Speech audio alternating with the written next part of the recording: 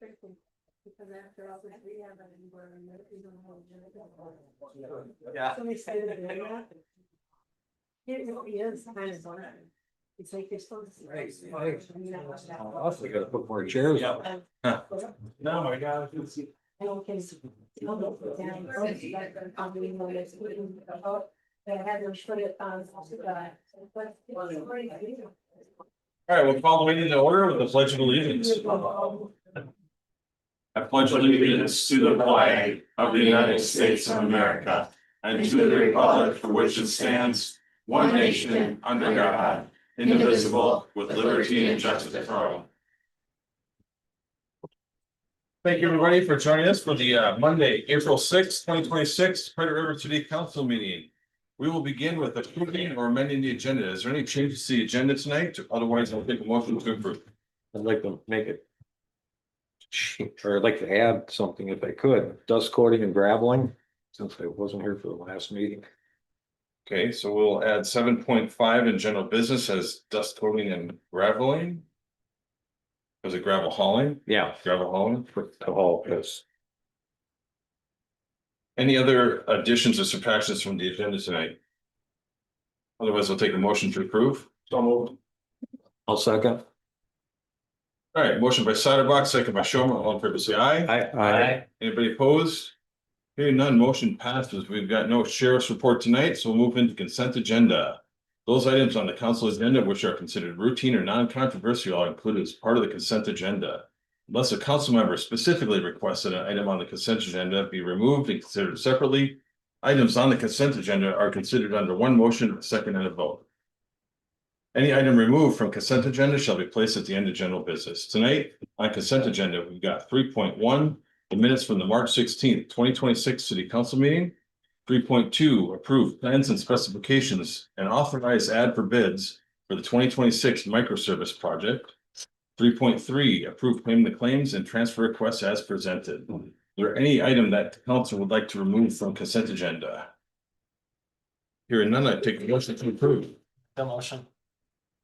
I'll second. Motion by Zonto, second by Markert. All in favor, say aye. Aye. Anybody opposed? Hearing none, motion passes. Open forum. The public forum is intended to afford the public an opportunity to address concerns to the council. The public forum will be no longer than 30 minutes in length, and each presenter will have no more than 5 minutes to speak. Topics of discussion are restricted to local governmental topics rather than private or political agendas. The council may discuss, but will not take formal action on public forum presentations. Tonight, we've got 4 people signed up for open forum tonight. Mr. Conroy, you are first. Please step to the podium. Good afternoon. Thank you for coming.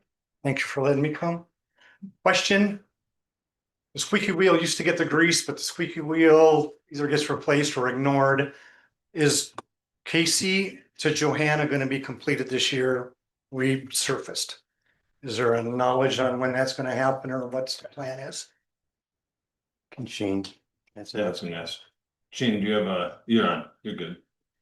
Mr. Mayor, yes, we have that project out for quotes, the phase 3, which would be Casey, East John Deere Drive, Johanna, and then the small cul-de-sac. Quotes are due back for that on April 14th. So it should be Okay. midsummer, hopefully before the fall. Okay. Yeah. Okay, that's good news. Moving on to the next project is city water coming or whatever. I was under the impression that we had stopped that or slowed it down. I had no idea that a bus came down and took a tour somewhere and were begging for money. And now Kosnick, who's talking about not raising taxes on people, stopping trains and buses, and yet he wants to run water down here to people that the houses won't justify that 70,000 for 5 or 10 septic systems. Now, I didn't read all the statutes because I got a real job to do, but the city controls what gets done. State and this county has a certain way of doing it.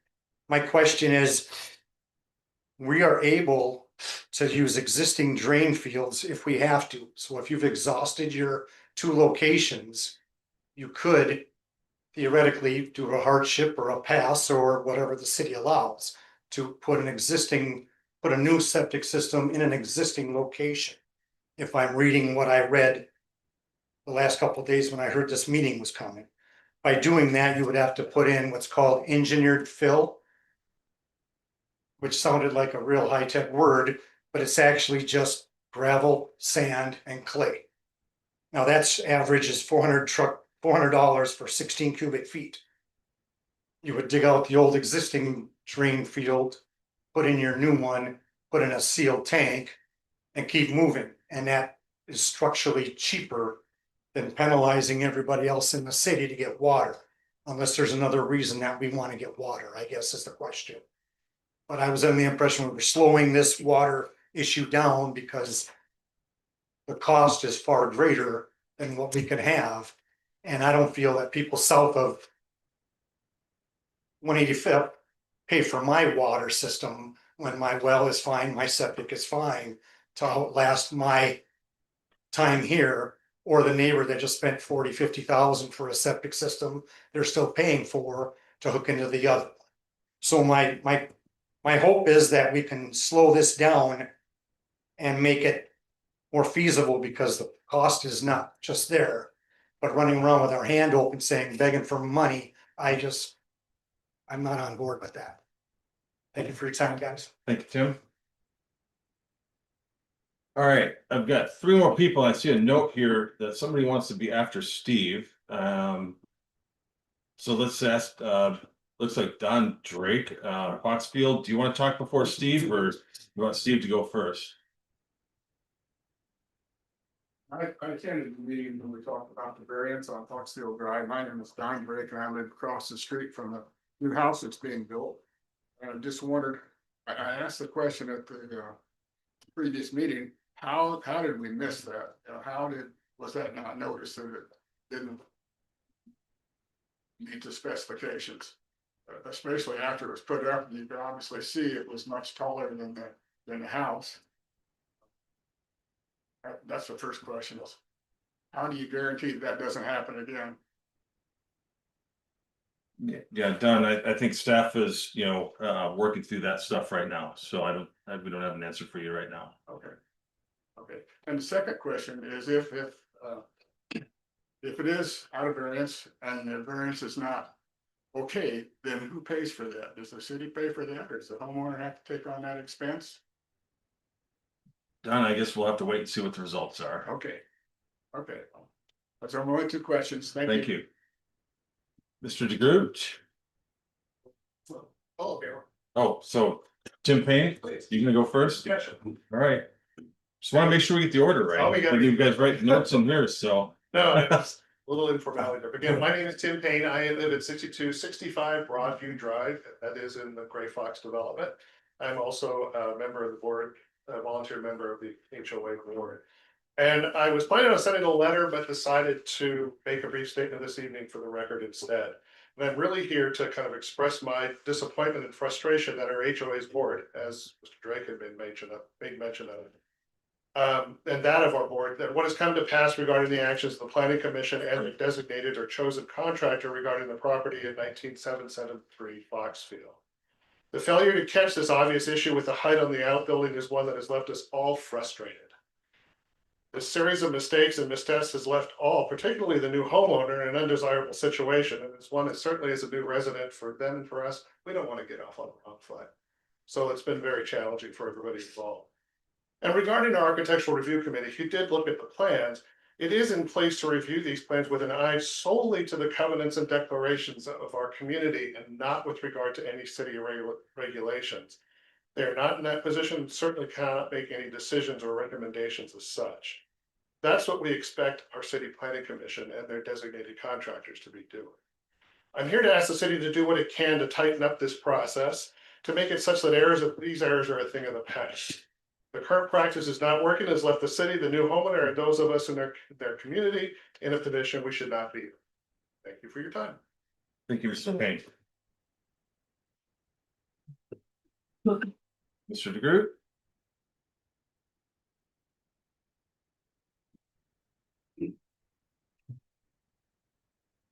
Steve DeGroot, Margaret Lane. Thank you for your time. So I got three things I want to talk about. And it relates to the variance and the conditional use permit request on Foxfield. First of all, my points are MSA has a conflict of interest and should have reclused themselves from this debate. Second is the review by the planning commission was flawed. And finally, some of the facts that were entered into the record at the planning commission meeting were incorrect. I'd like to address those 3 points. MSA is the entity providing advice to council. They are one of the parties that would be potentially responsible for this issue. We're on our 3rd iteration of the memo trying to justify this variance. It's like watching a cat hiding their poop in a shell litter box. They can work all day, but the turds are still visible. The idea that the lot caused this issue is false. The lot didn't design the structure, approve the permit, construct the building, or inspect and pass the framing inspection. The statement contained in MSA's memo dated March 12th that was revised on March 19th on page 2 at the end of the paragraph 3 states, the variance process exists specifically for situations like this where a structure does not meet ordinance standards. When I saw this, my head almost exploded. A variance has specific requirements for approval. It is not a get out of jail free card when multiple mistakes get made. It is not there just to force the residents of Credit River to live with mistakes. Furthermore, I did a search on the Credit River website for variances and conditional use permits. The list of variances is fairly short, and I couldn't find any variances that approved where an accessory building was built too tall and a variance was issued. There's a very short list there. The current MSA memo for the conditional use permit regarding public input states no comments were received. There was one meeting, one public comment session, and one vote. Comments made at the meeting and provided in writing applied to both the variance and the CUP. So that statement made in the CUP memo is not true. Most of the questions raised by the residents have not been responded to, including the question about how much taller this structure is than the primary structure. I wasn't at the planning commission meeting, but I provided written comments. Subsequently, I watched the YouTube video of it. The city attorney gave clear guidance on how the planning commission should review the request. The planning commission didn't go through the steps that the ordinance requires to approve variances. While I commend the planning commission on the time they spend on the commission, part of the job is to make hard decisions. Commission based the recommendation on the following 4 items. They felt sorry for the applicant. They were unwilling to require modifications since the building was already built.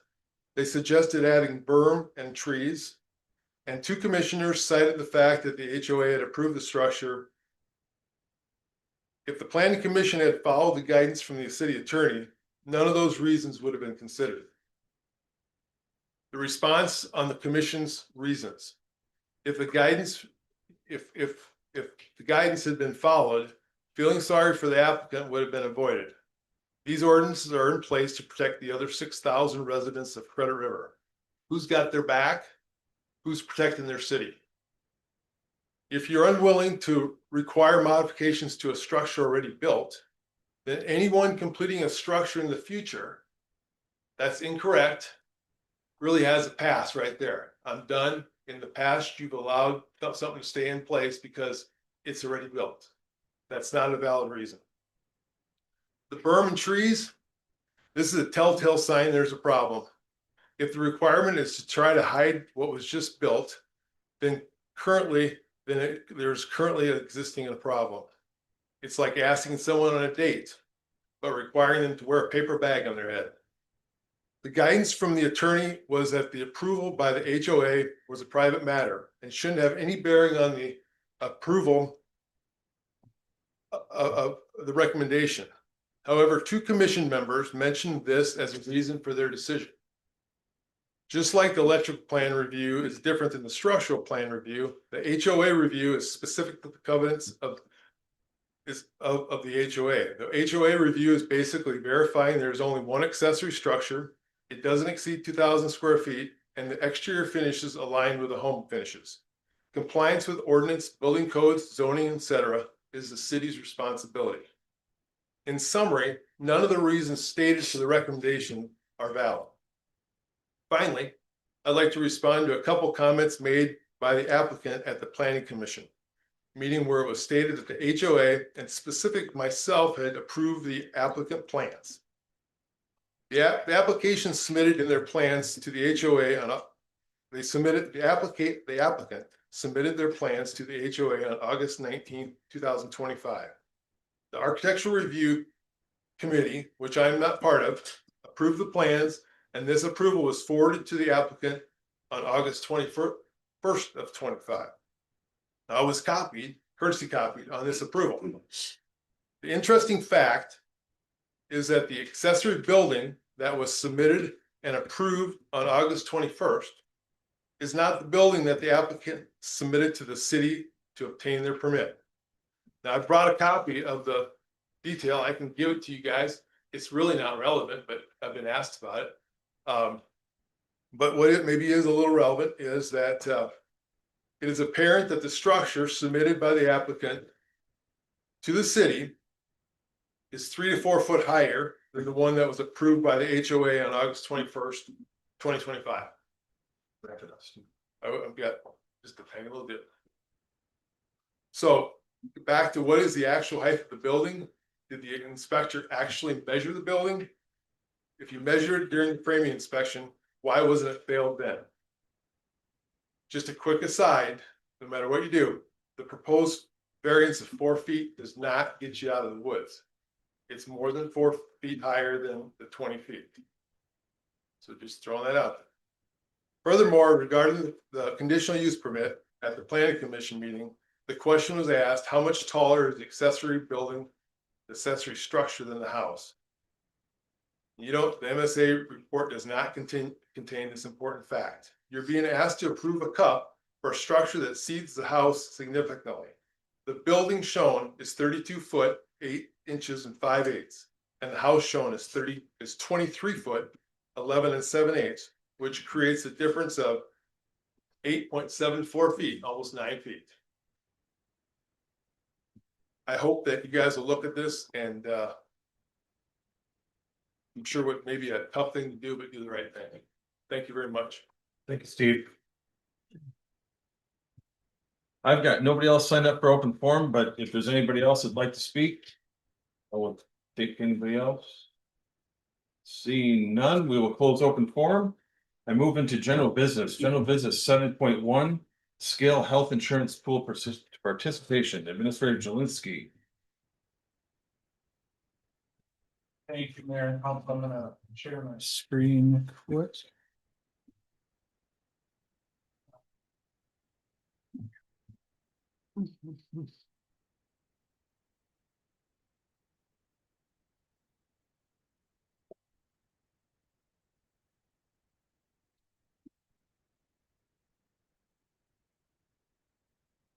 It's not working.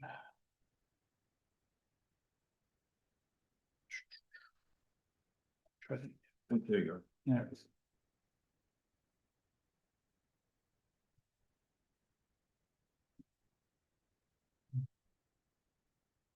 All right. Thank you. So Scale, which is the Scott County group that has been working on this project for a little over 2 years, and Gallagher is the company that they've hired to do this feasibility study, and they've been working on a health insurance pool. And so they did a feasibility study to see if by pooling all the entities in Scott County, and they actually included Dakota and Carver County in this feasibility study because they have asked to be part of this, just to see if that'd be something that they would save some money on as well. so they were included in this study. But they've been contracted to do the study for us. So they conducted the study. And I met with them last week to get the results of the study for both the county as a whole and then for Credit River as an individual. So Gallagher's been around for quite a long time. They've got a lot of clients, both individually and as pools. And they're the broker for the county. The county is self-insured for insurance, and Gallagher is the broker for that.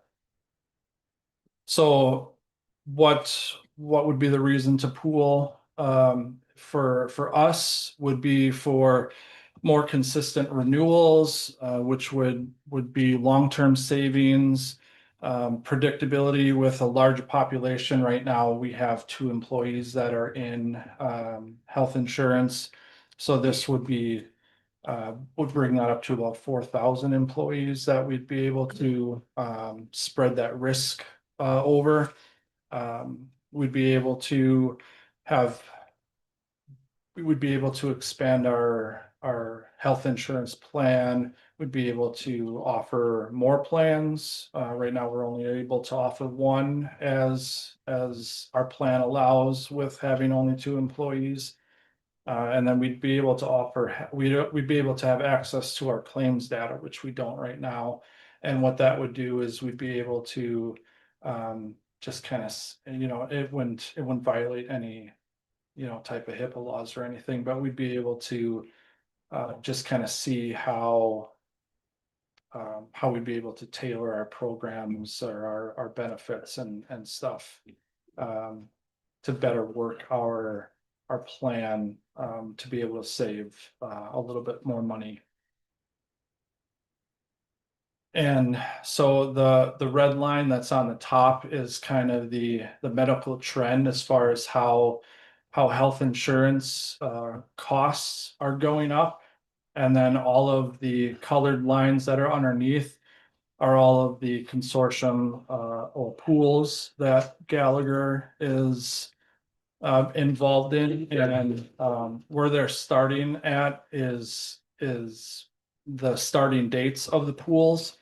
And so you kind of see how much money those pools are saving and where they start from.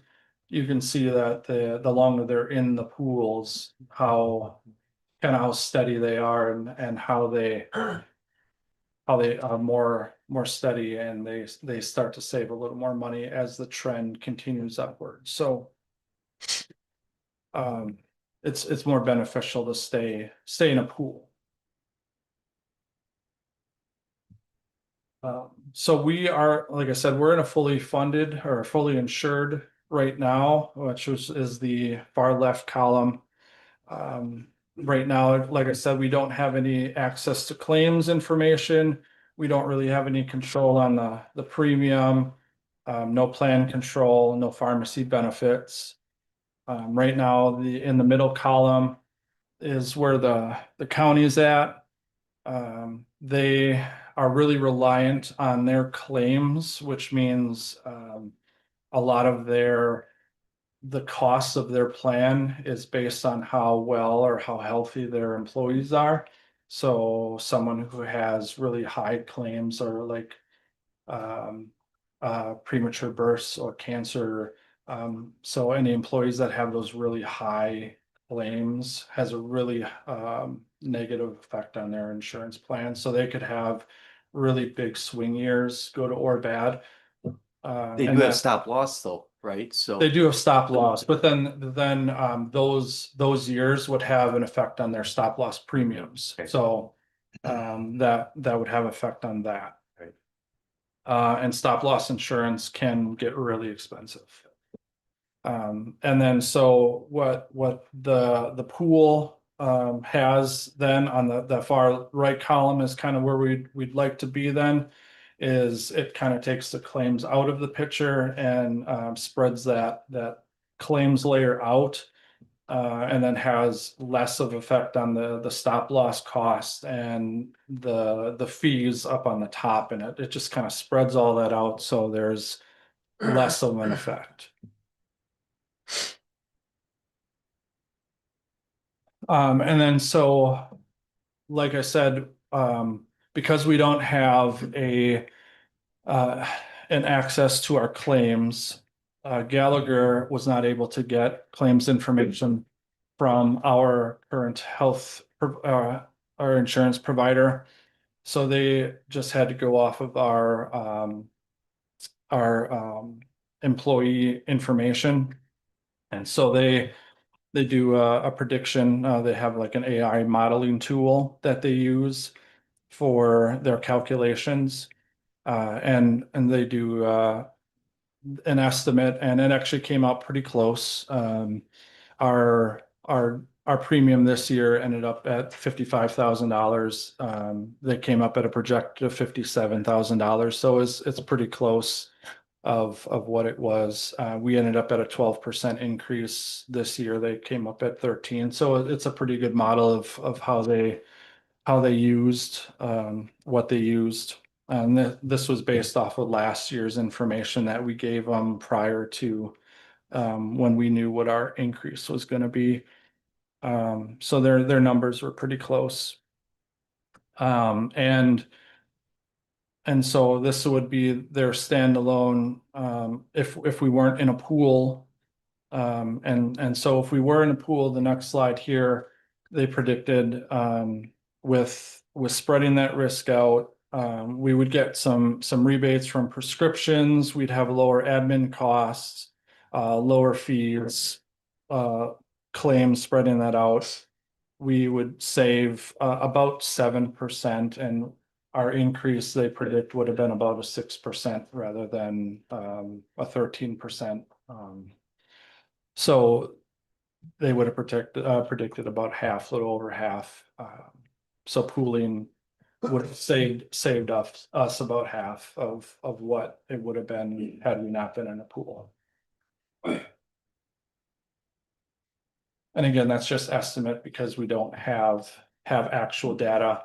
And if you have 50 or less employees, they don't have claims data. So five of the cities or entities in Scott County, they didn't have the data for.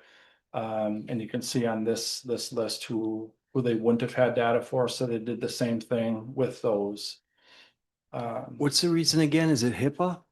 No, it's just that any type of small employer or small group plan, they don't share that information. They don't say why. They don't say why? They just don't give that information out. So Okay, it's for whatever reason. got it.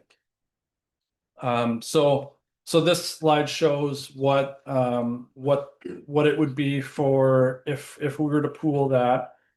If everyone was us in a standalone situation, it would have been an average of about a 12% increase for everybody in the county or in the program, including Carver and Dakota County. So you can see about 4,000 employees total. It's a pretty good risk pool. And if we did pool that out, there'd be a pretty good savings, about half. So we would save about half of that. Everybody except for one city would save, including us, some more than others. There is an increase, obviously, but not as high as if we didn't pool that.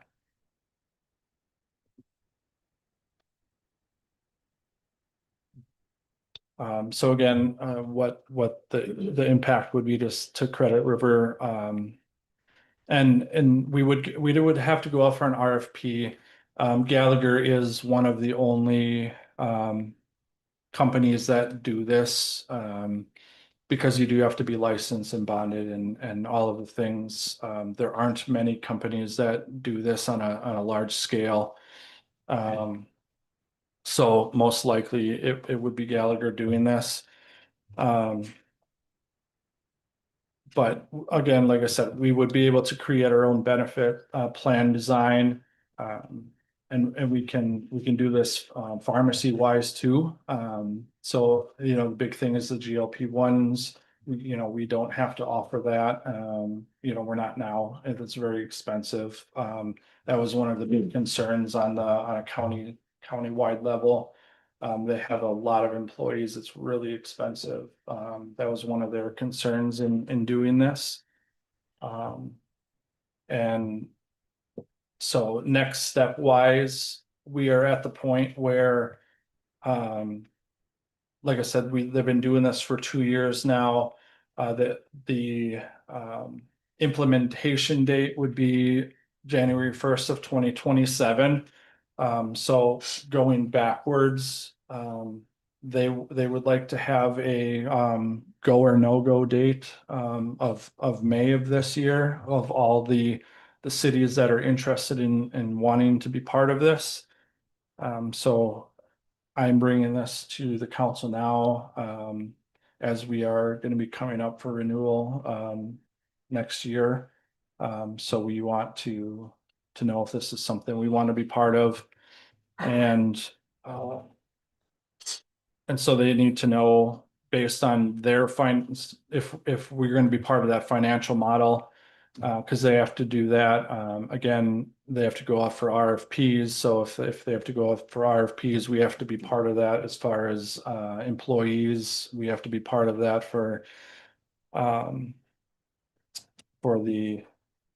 as part of their part of the RFP. So two other things to be aware of. Right now, the Prior Lake, Spring Lake Watershed District is not currently part of or allowed to be part of this. There is a bill at the Capitol for them to be part of it. Hopefully by the time they will be. And then the other bill that is at the Capitol is right now law only allows for one vote per entity. The county would like to have more than one vote, as you know, they have a lot more employees than like a Credit River. So they would like to have a weighted vote situation, and the way that they're having it is that it would be that no entity would have more than a 40% weight, but every entity would have at least one vote at the table, so that there isn't any one entity that could have a majority vote, which it didn't seem like anyone had an issue with. So just also to keep that in mind as well. So Steve, does this end up being a joint powers agreement then? joint powers agreement, that has been worked on already. There's bylaws already been drafted. So. And then how does that implementation date line up with our renewal date? All January 1st. We didn't lock ourselves into longer than the end of this year. Correct. When did we last renew it? I thought it was last year. I thought we had a 2-year commitment or something. So it would have been, was it last year and this year, right? Yeah, so, last year, this year. yeah, so we would be January 1st. It Yeah, was 18 months. yeah. Yeah. And how long would we be locked into this? So they are requiring 5 years also, but they have a get out clause, and there's no penalty for that, but they are looking at they want at least a 1 year Commitment. Yeah. I mean a 1 year before you can leave. So they want a 1 year like notice of we're going to not renew. There's, because it's a pool, then, if you leave before then, you wouldn't be eligible for any dividends and stuff that are available with the program. So we're locking ourselves into 2 years, basically, essentially. Minimum. Yeah. Yeah. Yeah. And we only have a couple of employees, so this isn't like a make or break the city's No, coffers. Right. so what Go ahead, no, go ahead. What I was gonna ask is then, just if you'll clarify what you're asking the council to decide tonight. If you do, are you looking for a go, no go from the council tonight to keep moving forward? To keep moving forward, yeah. Okay, Yeah, and they did say, you know, we can still back out if we really need to back out. You know, 2 employees isn't gonna make the break of the whole, you know, or 3 if we have a permit tech. Going down the line, it's not a huge, thing, but you know, just so they can start to plan. okay. Hang on. Bill, No, go ahead, Okay. go ahead. So, the availability of different options for the employees. That increases, if we go with this. Correct, yep. What are some of the increased opportunities? So right now, we only offer an HSA plan, and that kind of eliminates some of our employees based on age. And with this, this gives us the opportunity to offer more than just an HSA plan, which is beneficial for that. So. Okay, is there any reason in your mind that we wouldn't want to do this? No, I think for long term, it's also really good to kind of stabilize premiums too. Well, it seems like it does stabilize And compared to what we're looking and- at. and just for, you know, to have 2 employees and, you know, to even if Dakota County and Carver County chooses not to join, you know, we would still have Scott County and all the other Shakopee and Prior Lake. I mean, we still are going to up the amount of risk or spread out that risk that we have available to us for. Is there a reason that they might not? Because Carver County and Dakota, they're obviously more than half of it. From what we talked to them in the meetings is that they still. They might not join right on 2027 because they haven't talked with their unions yet. And they might not, just the timing might not work out for 27. Okay. Yeah, I have a few questions. The if some of those entities back out, does that change the numbers? Does that change what our fees are gonna be? Does that change what our claims estimates are gonna be? I would think it would.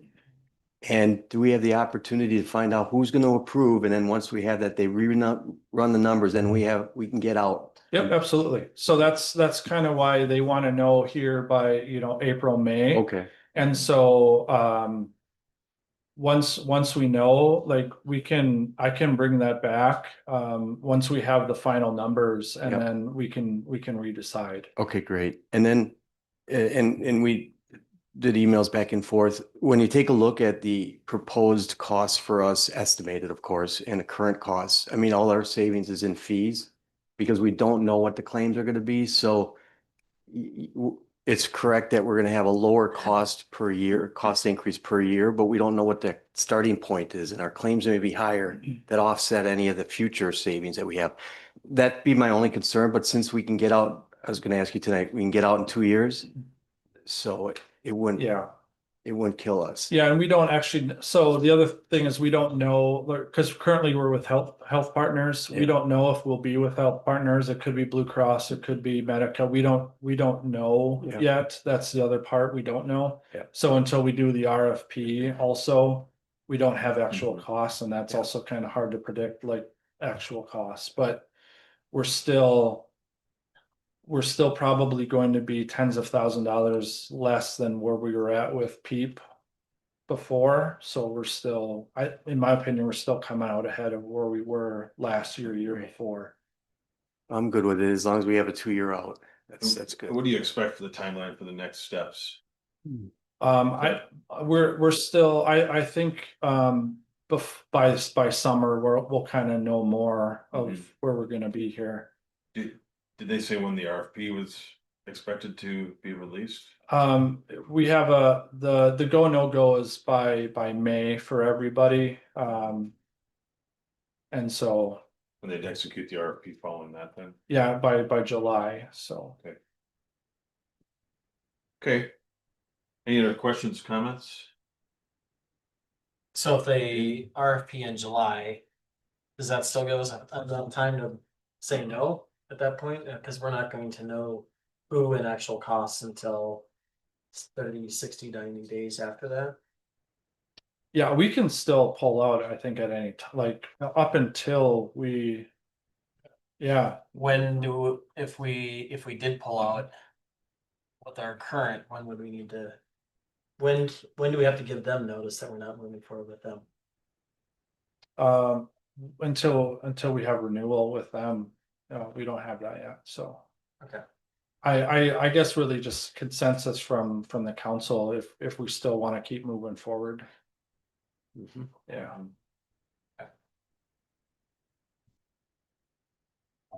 Okay, well, if no more questions, I'd entertain a motion to direct staff on this one.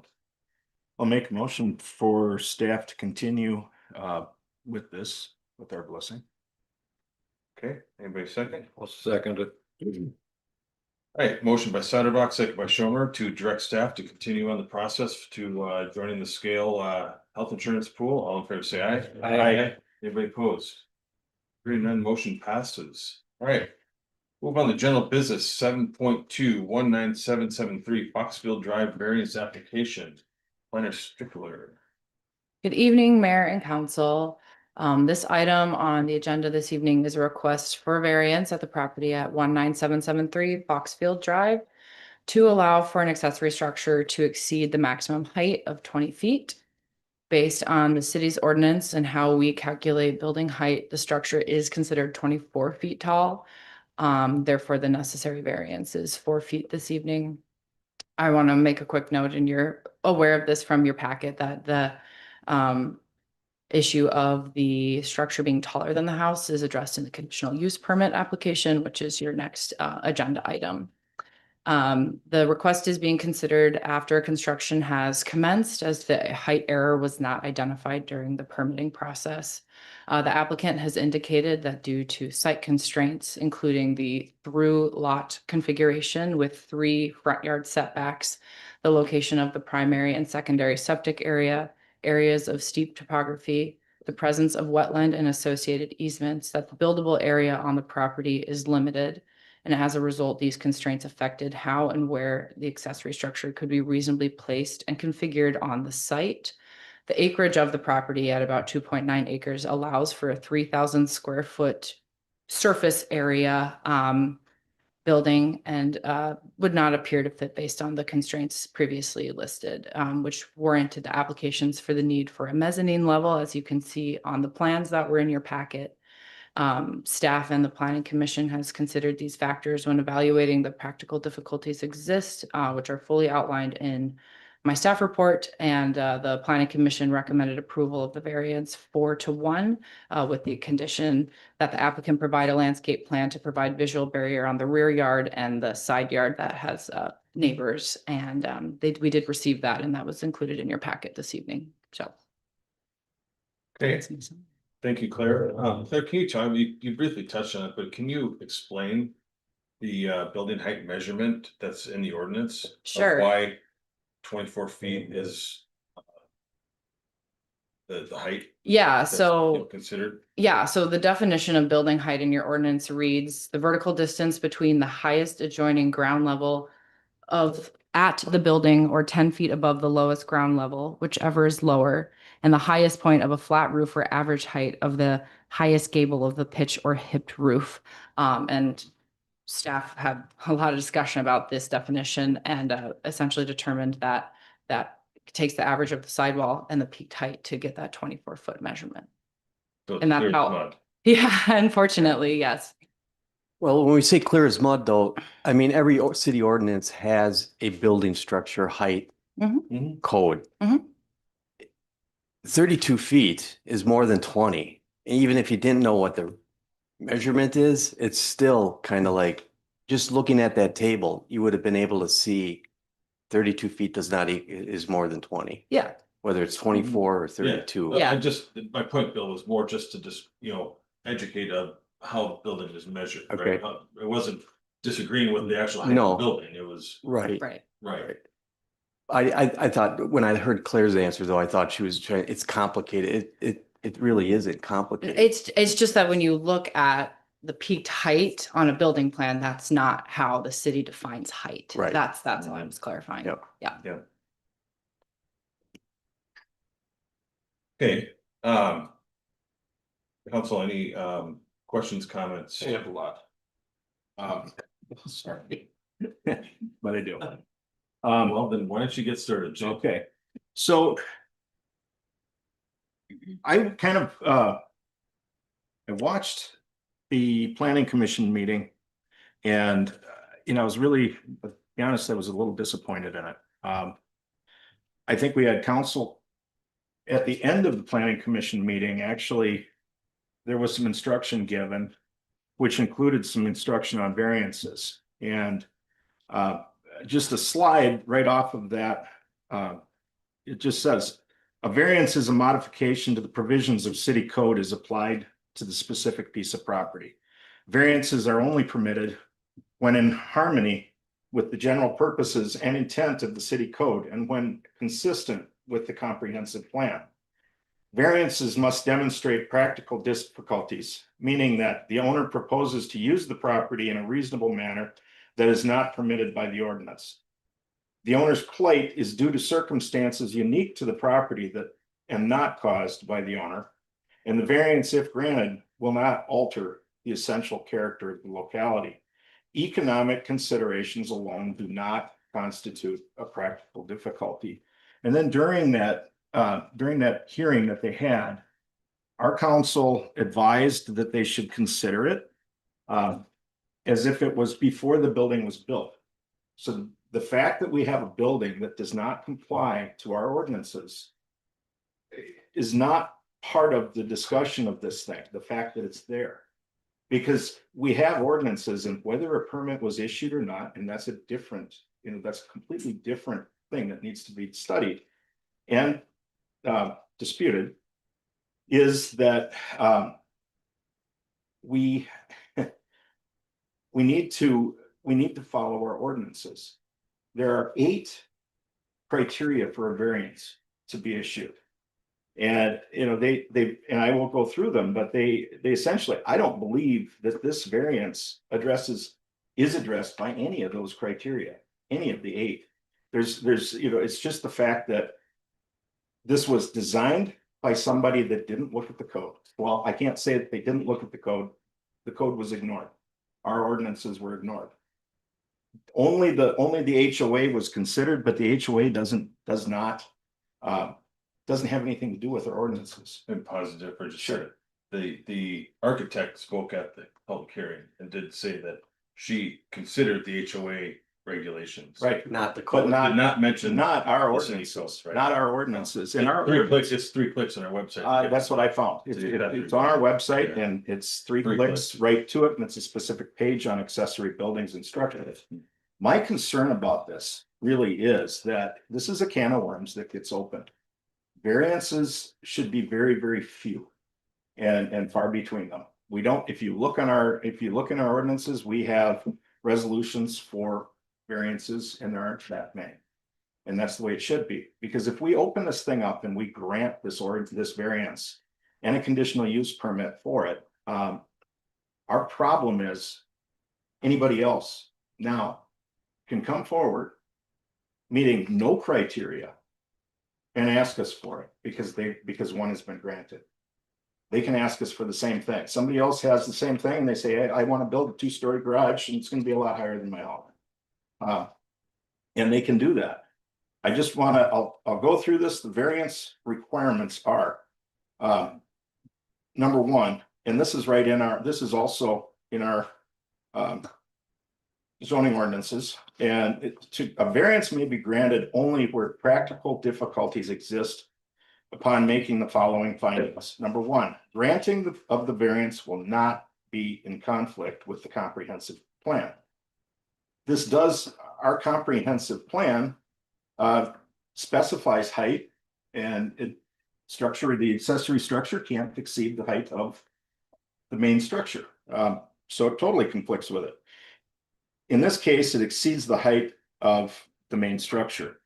Number two, exceptional, unique, or extraordinary circumstances apply to the property which do not generally apply to other properties in the same zoning district or vicinity. This is not unique to the other properties or our comprehensive plan. Number three, the literal interpretation of the provisions of this ordinance would deprive the applicant of rights commonly enjoyed by other properties in the same district under the terms of this ordinance.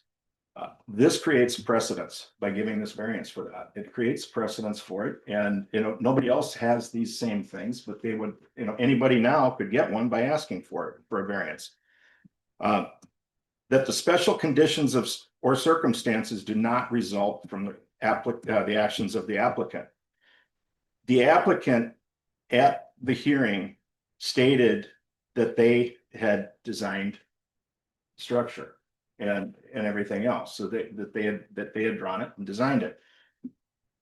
The design did not conform as submitted. Whether it was approved by somebody doesn't mean that all of a sudden says it doesn't have to conform to our ordinances. Our ordinances are still our ordinances. So, that's what we're asking a variance for. The granting the variance requested will not interfere or not confer on the applicant any special privilege that is denied by this ordinance to owners of other lands, structures, or buildings in the same district. That is all of Credit River. The variance requested is a minimum variance, which would alleviate the practical difficulty. Council advised that this should not be a part of the decision itself. That's the fact that it was built, and it shouldn't be. I mean, we should be treating this just like we're approving the thing as before it's been submitted, it provides relief for a situation after the fact. The variance would not materially be detrimental, or will not essentially alter the character of the property in the same zoning district. It really does. I've driven by it. I can see why there's objections. And then 8, economic considerations alone do not constitute practical difficulties. So, that speaks for itself. We have, I think with that, all I can say is that we shouldn't be granting a variance to clean up a mess. I mean, if a mess is here, then that needs to face its own music. It has to, we have to do that. We have to take care of that. However that's done, but to essentially throw away our ordinances is not the thing going forward with a precedence like this. By doing this, and this actually, my argument holds true also to the conditional use permit. Because the conditional use permit, if we just deny this thing, it needs to be fixed, and we don't need the conditional use permit either. So that's what I got to say. Okay. I'm not going to regurgitate that. I agree with Jay 100%. This is not a practical difficulty. It doesn't give you the right just because you want to build something for 3,000 square feet because that's the maximum you can build on it. That doesn't mean it's a lot. Constraints don't allow that. It's not a right to do that. So there's mistakes that are made. We need to figure out we need to do a postmortem on what happened. We need to make sure that we're double checking what we're approving. We need a checklist to make sure that we're checking things as simple or, as basic as structure heights. That we need to do, but we shouldn't approve this. This sets bad precedent, and I can just see other people start building things and then coming out after the fact. It's not the thing to do.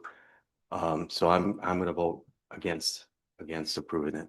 Yeah, I'll piggyback one more statement on what you've said, which is essentially people can come forward. It's not just after the fact that they built it after and get a variance after the fact. They can successfully argue that we should grant them a variance for it because we've already done it. And we don't even have, by doing so with this, we haven't got one single condition met on what we asked for. So essentially, we're just saying, okay, you can grant. Yeah, we'll have to grant, we have no argument, not a grant, a variance for the next person that comes in and says, I want to build a 32 foot high garage next to my single story house. Let's ask that question, Attorney Michael,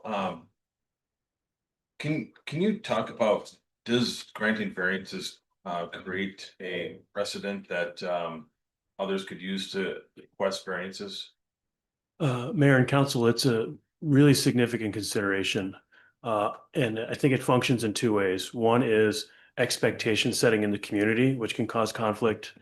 The other is legally. Legally, it's unlikely to create actually a precedent because of how unique every piece of real estate is. It has to be defended on its own terms. Theoretically, it's possible that you'll see exactly the same situation come up again. It's unlikely to be the same situation without meaningful distinctions that someone might draw. But it does absolutely create an expectation. And I think the cities generally, when they're evaluating variances, want to have sort of clear lines of communication with the community and setting expectations. So in that sense, I absolutely agree that it's important. Okay, thank you. Council, any other comments? Nothing. The only comment I think additionally I'd like to make is the situation sucks. Yeah, That we're in, it right? does. It does. It does, because in the end of the day, the couple things that weigh on me on this one is that we have a planning commission that we asked to provide recommendation to us, and they recommended approval of 4-1. And I respect what our planning commission does a lot, and if we're gonna do something that's against our planning commission, we need to have really good reason to do that. So that's a struggle. No matter what we decide here tonight, we lose. Mhm. We do, period. No matter what happens here tonight, we lose. Maybe not necessarily financially or anything, but somebody's gonna be mad at us. Regardless, right? And this is where I struggle with when the architect stood here and said that they looked at the HOA regulations, but you know, as clear as we can, 3 clicks on our website, the regulations are there. Right?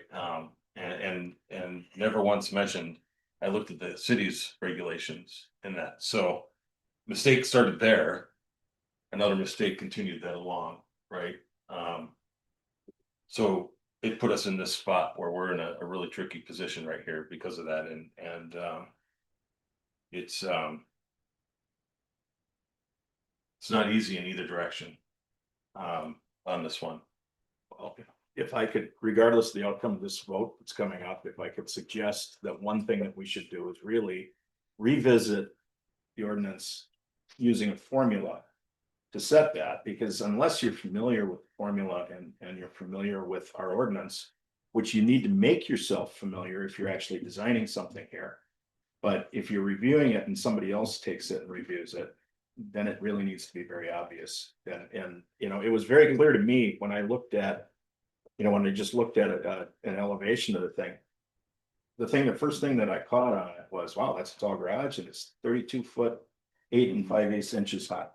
And you know, that's the full formula. We're calling it 24, but actually, if you do our formula and we grant this variance, it comes up 24.35 feet, which is actually higher than what the variance is by, you know, very, you know, skosh of an inch, but it still doesn't comply. It doesn't conform. Even if we granted this variance today, it doesn't conform because it's 0.35 feet.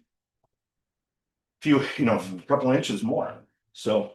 Excuse me, Mr. Mayor, Councilmember Soderbach, the variance application was to approve the height that would make it lawful. The 4-foot number, I believe, was supplied by the planner to give you a sense of context. Okay, all right, thanks for the clarification.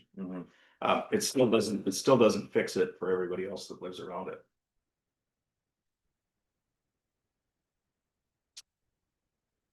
Okay, So can we get a postmortem on this and find out what yeah, happened? no, I think that's a whole separate subject, but yeah, I mean, I definitely would hope that staff is gonna revisit this and understand that through and how we can go through. It's Right. not a request as part of approving the variance or not. Okay, Well, I would suggest that we take that up separately.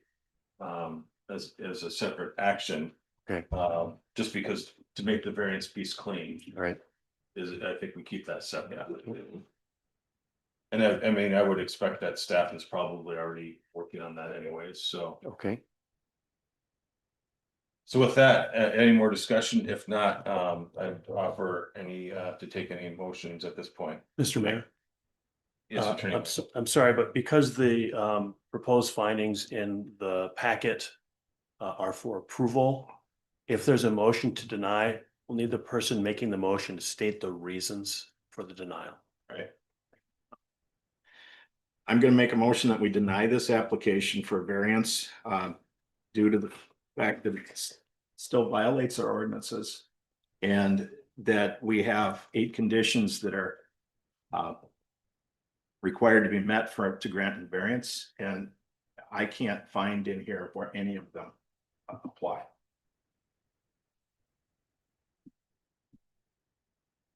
Okay. Anybody want to second that one? Or is there any modifications to that one that you'd like to make more Does clear? that sound okay? Is that clear enough? I'm not in a position to speak at this point. Okay. I mean, the motion to deny was clear. All of Jay's reasons are incorporated into his motion. Yes, I'll second that. Okay, Thanks, Bill. all right. So we've got a motion by Soderbach to deny the variance application, second by Soderbach. If there's no further discussion, I'll take a vote. Second by Margaret. Oh, sorry, That's okay. second by Margaret. Motion by Soderbach, second by Margaret, motion to deny. Any other further discussion before we take a vote? All right, all in favor, say aye. Aye. Anybody opposed? Hearing none, motion passes 5-0. We'll move to 7.3 19773 Foxfield Drive conditional use permit application. Planner Stickler. Mr. Mayor, can I make a motion to deny that since we've already denied the variance application and therefore the CUP is not relevant? Can we let staff do her report? And then we Oh, can, okay, I'm just trying to save time, but but I think, let's let staff do a report. Thank you, Mayor. I'll be brief. So the applicant requests approval of a conditional use permit under section 439 subdivision 2C to allow an existing detached accessory structure to exceed the height of the principal dwelling. The structure was permitted in error and construction of the building height of 24 feet and some inches exceeding the height of the home. The home on the submitted plans to the city is 23 feet and 11 5/8 inches. So with the definition of the city's building height for accessory structure, the structure is 3/8 of an inch taller than the home. There was no public comment read or spoken for this public hearing in the CUP for that part of the planning commission meeting, and the planning commission recommended approval of the conditions listed in the staff report 5-0. So. Perfect. All right, council, any discussion on this one? The question I have, Claire, and maybe Attorney Michael is now under our ordinance, a conditional use for a accessory building higher than a principal structure is allowed. That is correct. Okay. Yeah. And so then what would be reasons for denial then if it is allowed by ordinance? Mr. Mayor, and council, so the ordinance would envision a possibility where the house is a single story. And you want something that's taller than the house, but still meets your height limitations. You are, as a matter of right, under our code, entitled to get a conditional use permit, and the council may condition how you're going to affect the appearance of that or something like that. But if it is not lawful under the height and you haven't given it a variance, I believe you're required to deny the CUP. And again, if someone brings that motion, we'll need to state the reason for the denial. Okay. Okay. Any other discussion or questions on that?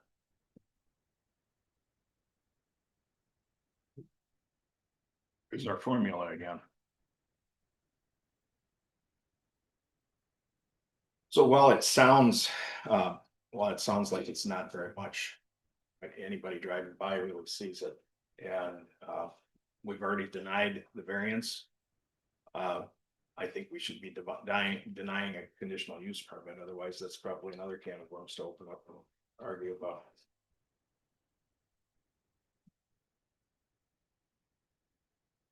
Okay,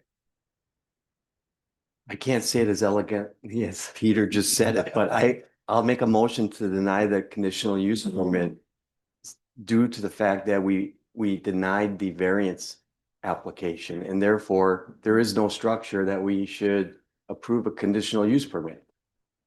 So that would be my reasoning. To be taller than the Yeah, primary. right, elevation. right. That would be legal with the height requirements, right?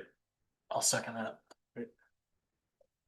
All right, so I've got a motion by Markert, second by Zonto, motion to deny with the reasons that Markert stated that staff can get out of the minutes. Any further discussion? Good luck. Thanks. All in favor, say aye. Aye. Anybody opposed? Hearing none, motion passes. All right. Let's move on to 7.4, municipal sewer and water planning and risk assessment. I believe this is a council member Markert presentation. Yes, Steve's gonna pull up presentation. There we go. So thanks, Mr. Mayor. Included in tonight's meeting packet, besides the presentation deck, is a document that reflects responses from the Met Council to questions I sent them in February after they came to present. Also included is a set of questions I anticipate the council or residents might ask and how I would respond to those questions. So Steve, if you want to move to slide 2, I'll begin. My goal tonight is simple: to present a path that keeps the city compliant with Met Council requirements while protecting taxpayers from unnecessary financial risk. This is not about whether we plan for municipal water sewer. We must. Rather, this is about when we act based on need and cost. Next slide. The city is operating within 2 realities. First, we've made prior commitments to plan for sewer growth in our 2040 comp plan. Hey, can I pause you here for this one? I'd just like to talk about this bullet point for a second. Because this makes it sound like the 2040 plan was the first time that this was talked about. Reality, look back at the 1996 Scott County Comprehensive Plan. And you go back and you read about Credit River when it talks about all of Credit River Township is guiding urban transition with the exception of 2 large regional parks. Blah, blah, blah, divided to 10 acres of land. There are several pockets of older high-density residential development in the township that needs sewer and water. Before the township develops any greater densities, the official plan for the township must be adopted. So reality, this is back quite a few decades of, and it's not just a new topic here, so. I didn't say it wasn't. I'm just clarifying the statement up there, Well, that's all. Okay, thank you. So first, we've made prior commitments to plan for sewer growth in our 2040 comp plan and and other plans prior to that. And second, we face very real financial and practical constraints that make implementation in the near term risky. Next slide, please. There are key distinctions that must be made here, and this is critical. We've been told the city is required to plan, but we are not required to build immediately. That distinction gives the council both the authority and responsibility to act with care. The timing of construction is supposed to be driven by local conditions, things like need and financial feasibility. Next slide. So can we talk about this one too, then? Timing, when we talk about, can you go back to that slide, please? Let's talk about local conditions a little bit. Shane, when was it last week, looking at just Country Court? And we did 2 overlays or an overlay in that neighborhood? Was that 2 years ago? Mr. Mayor, I think we did overlays every year for several years. Yeah. That's kind of, Country Court was several smaller segments over several years, or at least several mobilizations. And that's why when we went into Casey Edition, we said, let's just break it up into, you know, larger phases and do an entire street because we would come back the next year and where we just passed, we'll be breaking up right next to it, so. So under your professional opinion, what are the condition of the roads in Country Court? They're near end of life. Okay. Okay.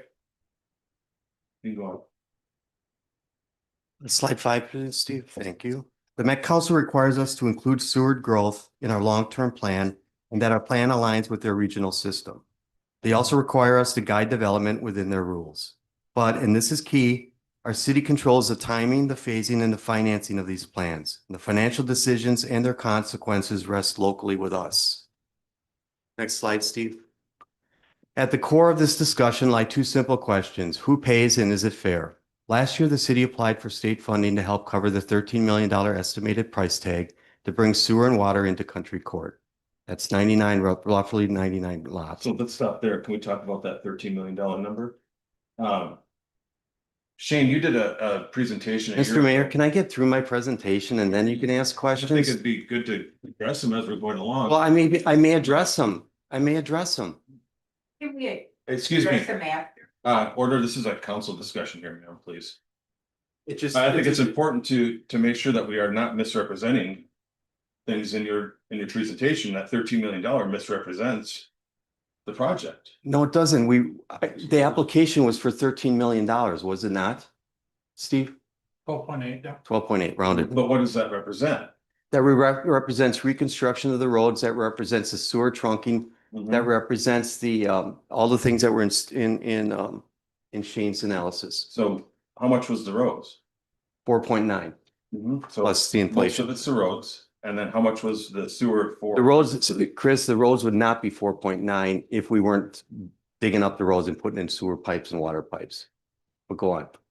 So Shane, would the road project be an individual project at $4.9 million if we weren't doing any sewer? Be a lot less. So there's a couple complexities for answering the question. So one, we're forecasting a future construction cost that might happen in 2028 and 2029. So we're applying a significant amount of inflation onto that.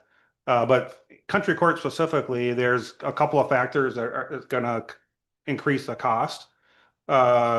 So there's a lot of driveways, there's a lot of flat driveways. Every once in a while you have a steep driveway, but there are a lot of flat driveways, which means we can't go up without trapping water in people's driveways. So right now, Country Court uses bituminous curb for water. It's completely gone. Bituminous curb really just isn't built anymore. It's hard to find a contractor that even has a shoe for bituminous curb. Doesn't mean we couldn't find it, but it's just not a well utilized practice anymore. So the expense comes with digging out the streets. I think that would happen either way to go down to the correct subgrade elevation, filling up with gravel, concrete curb and gutter, and then storm sewer. Right now, the storm sewer is very inadequate in today's standards. And so that's where a lot of the cost comes in. And again, I think there is a pretty significant inflation factor on these streets or on all the estimates. And again, that's because we were projecting out to a future date. And with that state bonding request, you know, keep in mind a year or two ago, that's when we had probably the highest or most rapid inflation that we've ever seen. And I mean, in my opinion, those numbers that were utilized, and they told us what inflation factors are utilized, are probably too high. That's predicting the future, obviously, but. Yeah. And then I guess the other question, you know, we use a number of 99 properties that exist today.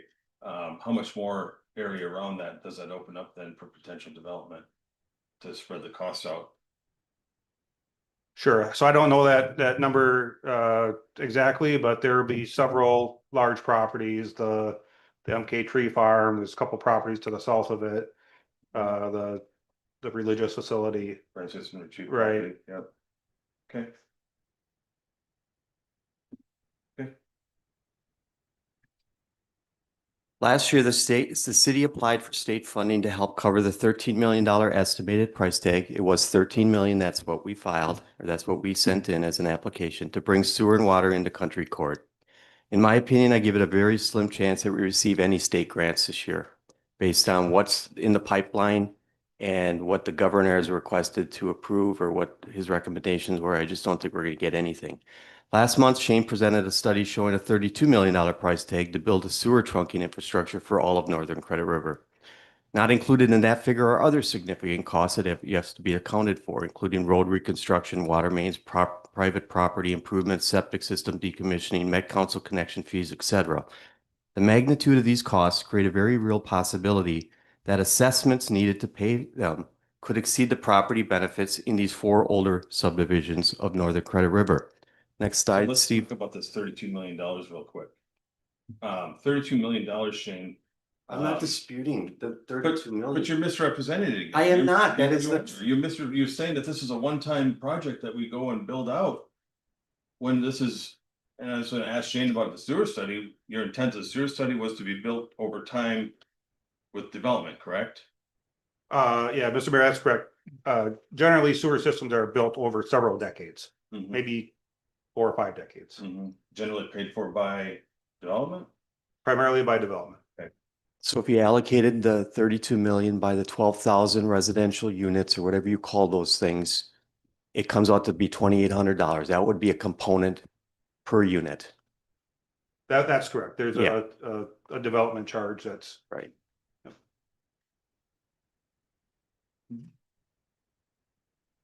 Slide 7, Steve. Any funding gap will likely have to fall on all taxpayers, with also the possibility of the city having to issue a significant amount of debt. How much? Unknown today, because we have yet to complete an analysis to determine the total cost of connecting all 4 older subdivisions, something I believe the city desperately needs to complete. We have this fundamental policy concern facing us. Will we be asking residents, many of whom will receive no direct benefit, subsidize infrastructure that is not yet needed, in my opinion? I don't believe the council has discussed this issue yet, and I think we should. Next slide. So let's do a reality check. We need to examine the urgency to act. According to 2025 statistics from Scott County, non-compliant septic systems account for about 3.4% of all septic systems in the 4 older subdivisions. Spending tens of millions of dollars today to address a limited number of issues is difficult to justify, both financially and politically. And I won't even begin to get into the significant indirect financial and operating impacts the city and its taxpayers will incur. Stay here and talk about this slide. Can I finish my thought, please, Mr. Mayor? Finish your thought, but let's stay on this slide. I won't even begin to get into the significant indirect financial and operating impacts the city and its taxpayers will incur when we are faced with having to manage municipal utilities after the infrastructure is built. Okay, Steve, do you mind jumping out of the presentation and looking on their city's website? Under the city and there's a municipal sewer component there that has a map that we looked at a presentation last year. You just go to browser to the city's website. I think it's your 3rd favorite there.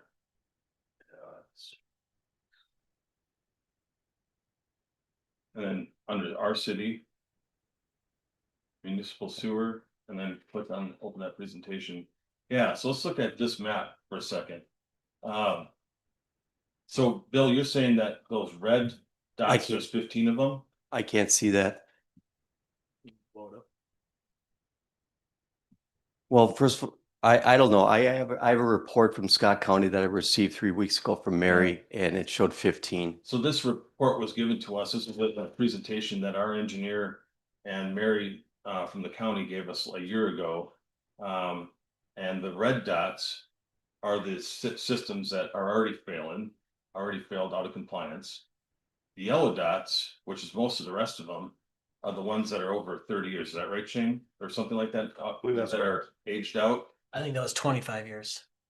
25 years? Either way, it's still out of compliance or nearing out of compliance, nearing 30 years. I'm gonna run mine as long as I possibly can. Yeah, who wouldn't? I have a refrigerator in my garage that has lasted 20 years. I no. don't throw it away because it's 20 years Both old. of you live on 2.5 acre lots.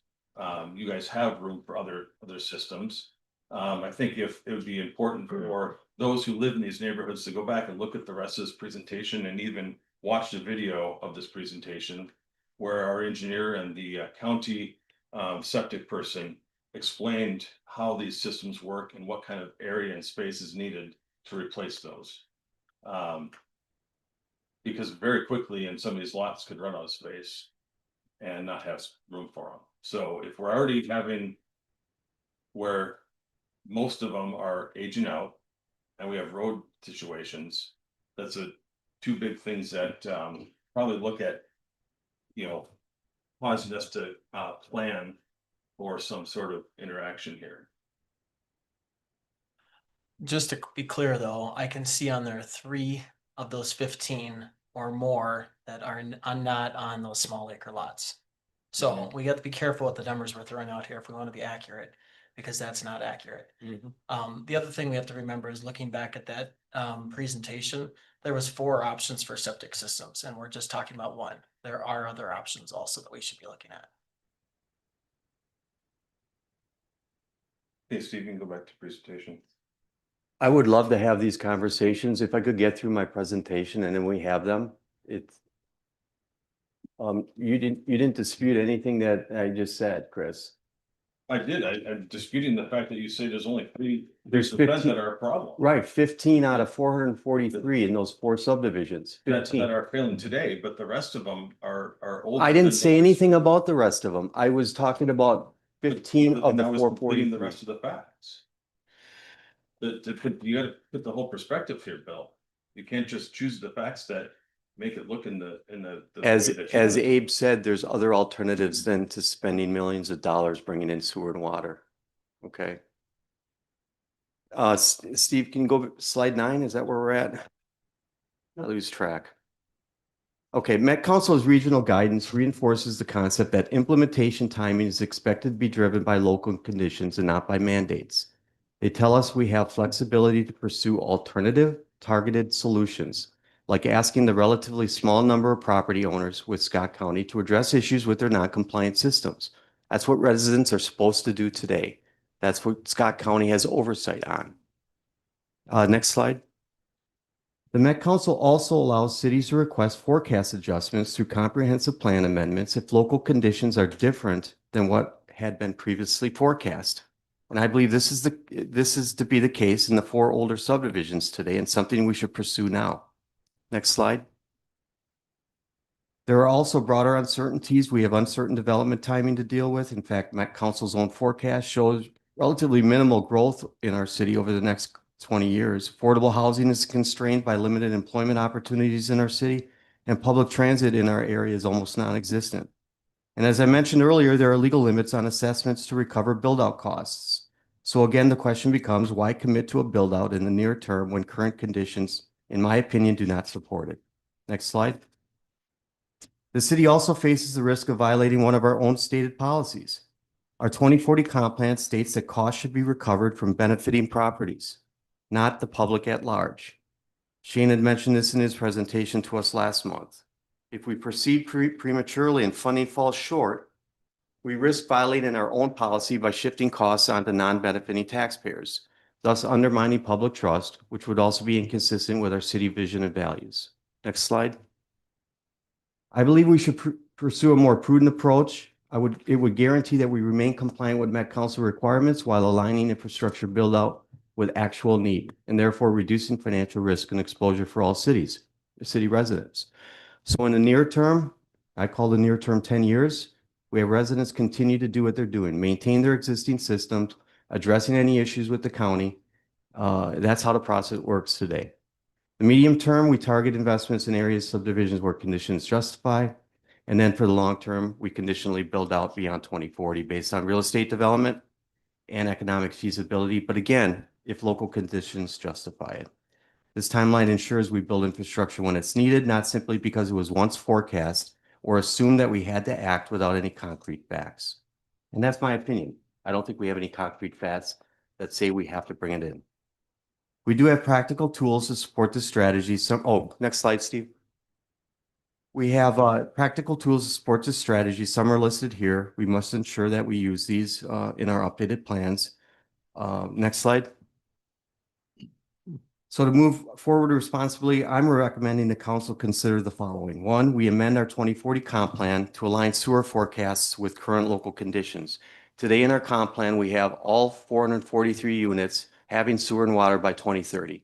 That's what's in our comp plan today. I think we should amend that. Number two, we maintain Met Council compliance, including sewer planning in the 2050 plan, but ensuring that it reflects the local conditions we have. Number three, we adopt a phased implementation strategy that ties construction to need in the near term and need and demand in the medium and long term. And four, and this is important. Well, all of this is important, but this really is. We conduct a fully allocated cost analysis now before making a commitment to constructing anything so we can evaluate taxpayer exposure for benefiting properties and, if we have to, non-benefiting properties. We need to be able to tell taxpayers how much this is going to cost each of them before making any commitments. Last slide, Steve. Council members, the most defensible position we have, in my opinion, is financially, politically, ethically, is that we continue to plan for sewer and water, but build only when necessary. We have an opportunity to protect residents, maintain flexibility, make decisions based on facts as opposed to assumptions that have never been tested. Yes, I know that systems are old, but we haven't surveyed how old, are they still operating? All those things. So that's my presentation. I've heard a lot of thoughts from the mayor. I welcome any thoughts anyone else has. We don't have to continue the discussion tonight. We can have it on for the next workshop if you'd like. But I want to stop.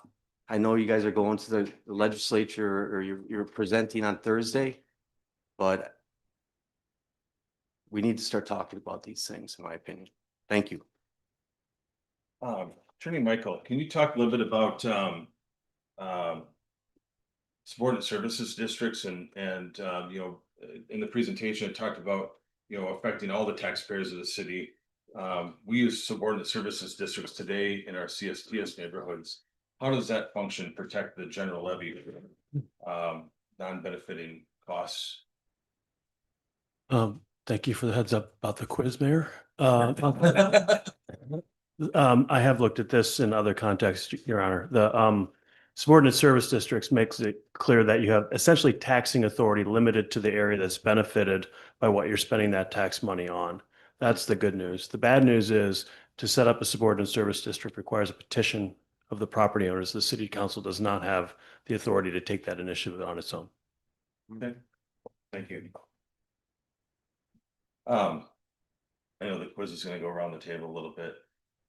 Planner Strickland, can you talk a little bit about the forecast and Met Council puts for population, and how that number is arrived at, and where you can see that, where you've seen that not be accurate, depending on what the market does and development does? Sure. So the Met Council has a really very, I would say almost, it's not high level, but it's really well done the way that they have a lot of data and tools at their fingertips. I mean, we get, as city staff and other communities, they are requesting information from us on our building data, et cetera, as well as other from the state and their own data portal that they have to develop those forecasts. When it comes to, let's say, like the ones that we received in your system statements for the 2050 comprehensive planning process, a lot of that is based on what your current land use designations are for their community designations, as well as your future land use plan, and then that data that we've been sending them on your building permits, et cetera. So I typically find that when communities are requesting an adjustment, in my experience, for their forecasts, it's because they've had a lot of large development come in and they've exceeded what they were forecasted. So. Okay. Thank you. Council members, any other comments, questions? Well, I agree with some what is on here. I'm also kind of looking at this timeline, and I'm a little worried about it, because actually been a resident of that neighborhood for just about 28 years. When we bought our house in 1998, part of the closing was actually paying off paving assessment for that. And so when it was done, there were existing gravel streets, and as to my understanding, they didn't redo a road base on it or anything else. I mean, we have a 7-ton road spec that we essentially do when we build things. It was a gravel road, gravel drives, and they added a little bit more gravel, graded it out, and put 2 lifts, 1.5 inches of asphalt over the top of it. No mat, no grading, no road base or anything else. Since we've lived there for almost 28 years, and this is similar to Casey's addition, and actually I think Creekwood is but since we've lived there, I've seen 2 crack fills and 1 seal coat in 28 years. The town decided not to spend the money on the streets because they were falling apart then. And eventually we're gonna have the cost of sewer. Now, one of the things that we're looking at in this is a lot of cost of infrastructure, which is cost of bringing the sewer across Hyatt County Road 44 into Credit River, cost of bringing water underneath and over, cost of a lift station, which would need to be in that neighborhood. But the thing is that there's a lot of upstream in the future that flows through that. It's also cost of oversizing pipe that comes through our neighborhood for benefiting properties in the future. My issue with this is that we put a bunch of money into the thing with some overlays. I think it was not last year, but the previous 2 years. 40,000. Yeah, no, we spent a lot more than that. Oh, 2 years in a row. Yeah, It was close to 100 grand. yeah, we did that, but you know, when we walk the streets, they're falling apart already again. And they're not gonna, I'm concerned that they're not gonna last until 2035. Now, the problem is, at that point, when we have to do that, we put in a new storm sewer system because one really wasn't put in. They put in some drain tile and they put it down in the pond and increased the size of the pond by 3 times. But the issue there is that it's still gonna cost a lot of money to redo the streets, and then we tear it up when everybody in the neighborhood has somewhere between a 50 and a 60-year-old well. I replaced my well 11 years ago. The whole casing and everything was gone. And when we bought in 1998, we replaced our entire drain field. We have a bigger lot than a lot of other people do, so that we don't have the issues that some do. But if you walk around Sewell Circle and you walk up into that area, if you've got to consider where to put a drain field, whether you're replacing one or not, or if your well goes out and you have to find a new location for a well, and you start pacing off between your neighbor's drain field and their mound system and their well and everything else that's there, we're going to run out of places to put things. And, you know, the fact that there's only a few properties that are considered failing doesn't mean that their system is not compliant. Some of this, the septic systems up there are still cesspool, which means it's a leaching thing. It's got no bottom in it. That's not compliant anymore. If you go to do a drain field, you'll have to replace that as well. And the question is, do we go back and, you know, as a neighborhood, put in a lot of streets, new streets, spend a lot of money personally as property holders to do a reconstruct on the street without the sewer and the water in it, and then come back in a few years and dig it up again and redo it and be responsible for paying that a second time round? Because that's, you know, essentially the neighbors and people that are being assessed, they pay for part of it. And then at the same time, what happens when your system fails or your well fails and you put in a new system, and now we have a sewer system that's coming in, and we have to throw away the expense of doing that and go forward with it. And, you know, to think that, and I'm just gonna say one other thing, if we're gonna sit here and talk about these neighborhoods are not, they're not somehow as nice as the rest of Credit River. If you actually take the acreage that these lots cover, it's about equal. You wind up with 5 to 6 lots equal to a 2.5 acre lot. And you got 5 to 6 homes paying the same taxes. So, you know, let's just look at that. Those are my thoughts on it, but again, I don't disagree with a lot. I don't like to spend the money either. I like to look for an efficiency. I think we're going about it the right way. We've identified a need. You know, now we're looking at trying to figure out the ways that we can pay for it.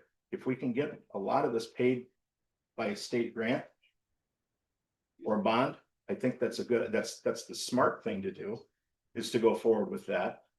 And if it, you know, we still have places where decisions get made. So this isn't like, you know, one decision today means that we can't go backwards. We just have to look at it, you know, we just have to look at it and study it. We're not quite to the point where we have X number of dollars for each house to hook up to or anything else like that, because there's more study that needs to be done. But I think everybody should be happy that we are actually going out trying to study that and get a full amount of information before a decision is actually made. I'm not ready to make a decision on this one way or the other, because I don't have all of the information yet. But I'd like to have a lot more. And I have concerns about what we're going to do with the street that falls apart when the snowplow goes over it.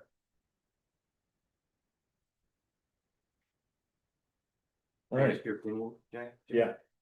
So let's say it's $13 million, the state gives us 0. The max, and we haven't done this yet, but we have to figure out how much we can assess each property. Yeah. 99 properties. Let's say we can only assess 6 million. Okay. Where's that money gonna come from? We have more opportunities to keep looking for funding. Right. There's other sources Yeah. for funding, Bill. There's the one. Where would that shortfall come from? Would it come from are you okay with all taxpayers paying that shortfall? Not necessarily, no. Okay, good. No. I'm But on board I mean, with that. I'm just looking at, let's figure out, first of all, you know, we've gone as far as we've figured out how to service the area. And we also know that we got a street that's falling apart. That's probably not gonna make a 10-year plan. That's the unfortunate part about it. I mean, we did a stopgap on it a couple of years ago, and right now it looks really good, but if you actually walk it, if you walk on it, you'll see all the cracks coming through and everything else. It's already spidering and coming apart. And there's potholes, and you know, you don't have potholes in 1.5-year-old overlay. And the overlay was never, you know, a lot of people look at it and they're pretty happy with it. But it's not $100,000 a lot cheaper. It was 13 million. I mean, I don't want to spend money. But you know, the thing is that it's there, you know, and then part of the cost of this, again, goes to, there's infrastructure costs that are in that. And if that's a long-term bonding and it gets picked up in the future, you know, it's essentially what the Met Council's done. They've caused cities to oversize and everything else for that. And they can wait years to collect their sack and whack. But development can pay for that. I don't want development either. But you know, what I do want is, I do want a street in the neighborhood. And I think we've done no maintenance on that thing aside from the patches that we did the last couple of years. For almost 25 years, while everybody in that neighborhood paid taxes for everybody else's overlays and seal coating and crack filling and reconstruct and everything else. They paid the share for everybody else in Credit River, and they haven't gotten their own. Good point. So you're more concerned about the roads. I am at this point, yes. But you know, also what I'm saying is I'm also concerned about this time frame. Because you know, when a well casing rots out and it's done, and they have a 20 to 50 year lifespan, and all of the well casings in that neighborhood are somewhere between 50 and 60 years old. There's a problem. We don't have any data on wells, There's, don't you think we should do a survey maybe? You can't, I mean, I would like to, I definitely think that we should. Why don't we do a do that? survey. Why don't And, we do that and figure out what the problem is? We Because should. Right now, it's all general. We should. general- you know, that's part of the research I think we should do. Yeah. I do agree with that. I don't And- But think you it's still have the assessment. situation where But you we still have have a situation. 25-year-old septic systems that lots that don't have alternative We, sites on them. ours That's is your 29. assumption, Chris. It's an Yeah. assumption. That was given to us by the professionals during our presentation last year. Go back and watch the presentation again, Bill, because Because I don't have to go and watch. that's what our professionals, our engineer. They said and these the systems are professionals old. They that- did not say that they did not show us anything, information about each one. We do not No, know. but there was a graphic that showed a typical sized lot in these neighborhoods. And it showed the required area to put a mound system in. about A mound 5,000 square system, feet. there's other systems, Chris. There's other systems, okay? There's Yeah. other alternatives. But they're not sustainable, Bill. Those are all, and that was even addressed in that presentation by the Scott County professional that said, those are just Band-Aids. They're short-term Band-Aids, is what her words were. me, I would rather try to address it.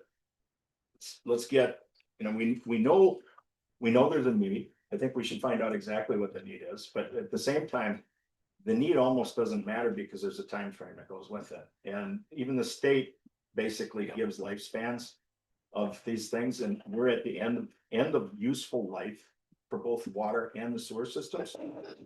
We're also in an area that's actually a protected water area because we're overlaying Prior Lakes city well system. Yeah, the wellhead protection area. And so, I mean, there's unfortunately, there's a responsibility for that, you know, and that kind of lands pretty much on the city, I believe. We should find that out too, you know, whether or not it does or doesn't. We're not responsible for septic systems today. No. The county is. Correct. Don't you think the county would be telling us that I think we should get the county in here and let's get some more information. let's have them do a survey of all the septic systems in Country Yeah. Park? And then the other issue we have is the wells are private and there's no data collected by anybody on, with the exception of some tests. There's basically, there's not a database for, you know, the condition of the wells. And for that, for the most part, most people don't know what the condition of their well is until it doesn't work. And then they're finding out they've got a drop pipe to replace, they've got a pump, you know, that'll be the cheap side, but if they've got a casing, they've got a new $11,000 well. So when do you think we can get, and this is for anyone, when can we get an estimate of how much it's gonna cost each property?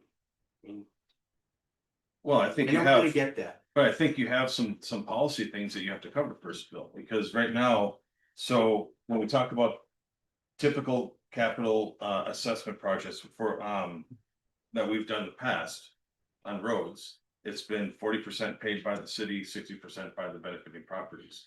We've never, other than we've done some, what do you call the other one? Not fully benefiting, but partial benefiting properties. Yeah, like indirect Like access. the indirect access properties, we've done some assessing on, but we've never looked at saying, hey, now here's 30 acres in the backside of this neighborhood that you know is gonna develop as soon as this is done.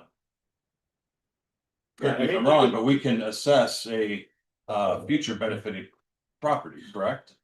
Mr. Mayor, you can, assuming, and I think you talked about this, the system is oversized enough that it will. As long into as the the plans next are the phase. correct size. for Yes, that that's area. accessible.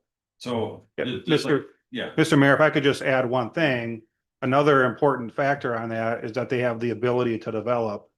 So if the property is not identified in our comprehensive plan for urban development, and it's not zoned as such, they really don't have, I mean, you could place a deferred assessment onto them. sure, But you know, then it's the same scenario where, the timing. yeah, you maybe have a bond or payback and you can't collect on that money. So I just wanted to, Yeah, that's absolutely part of. because I know the properties you're talking about. Absolutely, right? That they've been wanting to develop those for many years Right. already. Yeah, absolutely. So there's some policy pieces that need to come into that discussion about what does our assessment policy look like in some of these things, and if you're gonna, you know, go outside of the area and say that there's an opportunity for future development to help pay for these pieces. we could consider doing that. So there's a lot of these other factors that. Maybe we never get to the spot of getting any funding, but then we probably don't do the project because we don't have the funding to pay for it, but. You also have all these other sideline pieces of policies that you need to come up and look at to say. Before we can come to a per assessment per unit assessment. That you have to understand what that picture is, and just using the existing homes may not be the right number. For some of this, the intent of the infrastructure going underneath the road would also serve all the way down to Casey's addition. So, that infrastructure piece isn't just for Country Corp. There's pieces of Understood. those things that. I did I did my own fully allocated costs last year and I sent it to Steve a couple times and I think Sue saw it and Lucas saw it and all that. And that's something I think the city needs to do. And it does allocate the trunking. Yes, you should check, you take the number of units that are going to be served by the trunking and divide it, and you have a per unit cost. I've done all that stuff, but it won't be sanctioned because Jay, I think you said they were bad numbers last summer. But we need that, we need that done because it's a big number. But I mean, And I think we're gonna have a shortfall. What? I'd work with you to get good numbers. Well, let's get good numbers then. Okay. Well, I think part of that, we just saw a presentation that our engineer did that brought us a lot closer to those numbers than we ever have been. For trunking, yes, $2,800 per unit. Well, and That's Mr. Mayor, lucky. if I could, sorry, I didn't want That's to interrupt you, Counselor Marker, but the other important factor on that is, so in my sizing calcs, I have to determine how many units to determine a flow. And as I mentioned in my presentation, I utilize the average that's required, 3.5 units per acre. Yeah. But the other important part is the comp plan process, where the community decides where that population is located. That might change things slightly. It might change the number. I can't imagine in this community that the number is going to go way up, but in some communities it could. So I just wanted to. No, and you brought that up last time. Yeah. Right. I remember. Well, Shane, what if we actually designate just certain areas to be all the numbers? So that we wind up having, we oversize something in one place. And essentially it then covers that cost. But then we can actually, I mean, I kind of look at, one of the points in your thing is that, we have to meet requirements from the Met Council. We're not. We have the plan. We have They to don't plan tell for us it. when We don't have to do it, Right. but we have to plan for it. So if we plan for it that way, what if we actually plan for the population to be in one place? The larger population in one place. And then the rest of it doesn't need it. Yeah, Mr. Mayor, that works well from a engineering perspective, but maybe not from a planning perspective. I think from a planning perspective, you're looking at things like your primary road corridors, and generally you're having the higher density uses along those larger road corridors. So at the end of the day, generally the planners tell us where the density is going to be, and then it's our job to get the pipe there and size the pipe appropriately. And really, I think that's that's a next step. I think we can have, or I would recommend that the city continue to have these discussions. We talked about, we don't really have an assessment policy. We have a bunch of projects that set precedents. We have some guidelines, but we didn't adopt them as a policy. And so a lot of cities, if you look probably to Lakeville or Savage or Prior Lake, I would be willing to bet that they all have assessment policies. So we could work on that. I'm sure. We do have an assessment policy in the fact that non-benefiting properties don't pay for a project, correct? I mean, that's stated in our And that's stated in our comp putting plan. in infrastructure for something else. I think We really got to revisit that. Right, I think what Shane's saying is like on our capital improvement assessment. We don't have a written policy that says 40, 60, 40. Okay. Yeah. Right. Or 50-50 in overlays. I mean, those are numbers we've been using in every project. But we have, but we've never written that down. And I'll remind the council and probably two that aren't, that are new here since, but 2020 or 2017. We had a meeting for the country court in here, but that was the last one. And one of the things that was discussed, because I was discussing it, was that since the city's township at that time had saved so much by not doing anything, any maintenance on the road, that possibly the the assessment policy would be a little heavier on the township side / city now. I think that that's still low. I think the other thing to consider then too, Shane, if you thought through that neighborhood and what expansion to the south would look like, would some of those roads be considered collector roads?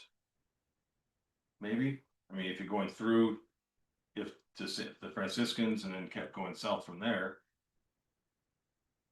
Again, don't have to answer this now, right? But those are other considerations, right? Because at collector roads, we've always assessed it differently than local roads. So there's, I mean, again, these are the policy pieces that we need to talk about. We do. Yeah, I mean, I think that I honestly think with as important as this is, I welcome the fact that actually this is here. I think we should be having, I know we've added workshops and it seems like we filled up our slate of workshops for the year.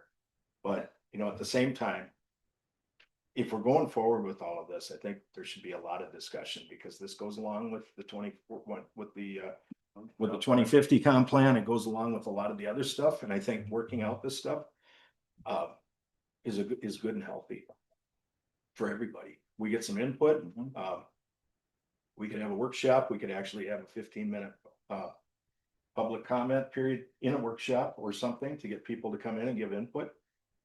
It's just, this is affecting, first of all, the neighborhood I live in quite a bit, but there are 3 more neighborhoods that, they have really kind of the same problems. It's the core of Creekwood, the center of it.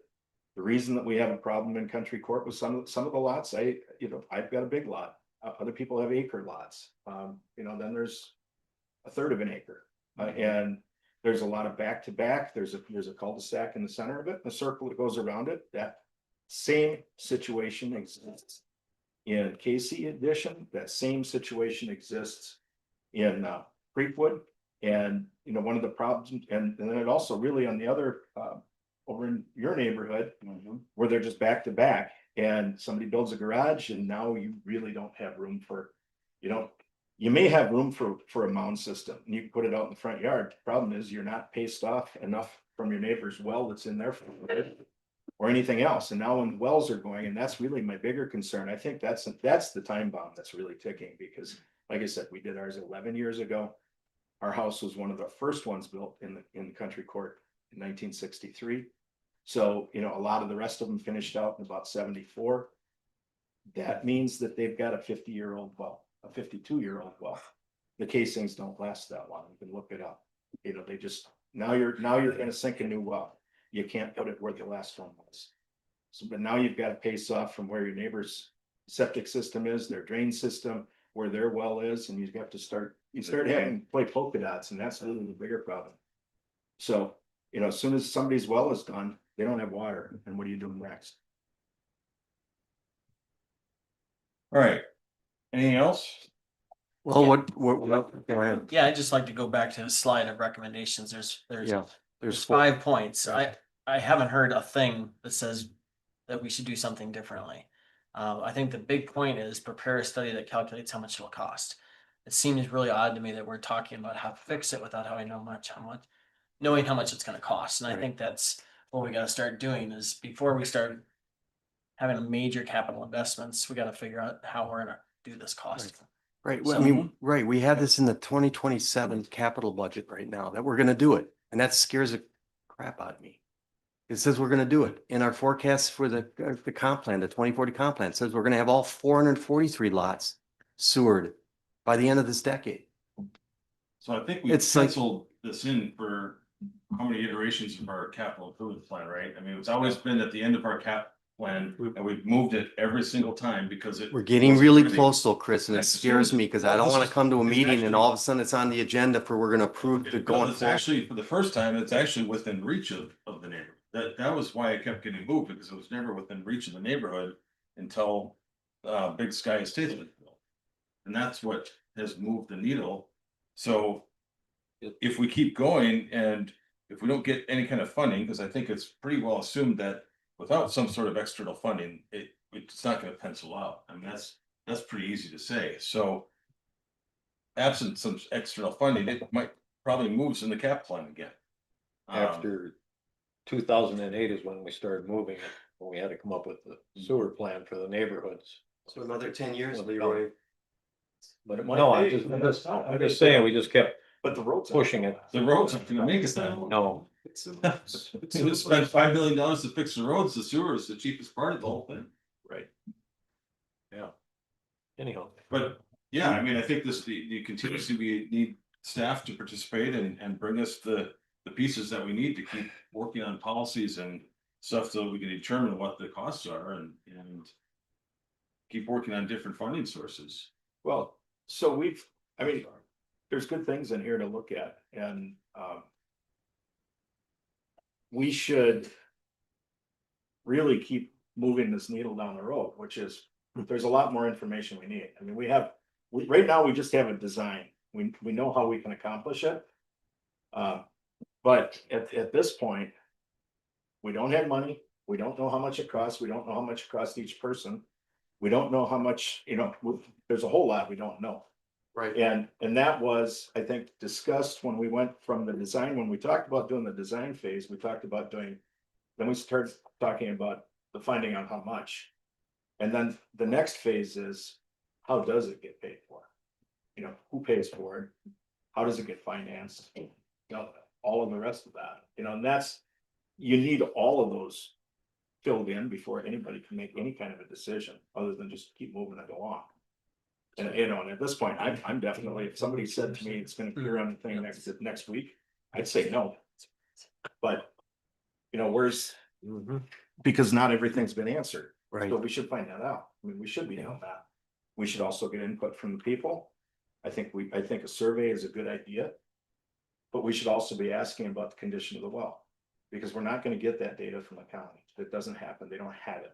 Right. So, I think we should hire a consultant that goes out and surveys both sewer and water. What's your condition? People that understand what those things are. right, I think we need to hire someone to do an assessment analysis of each property.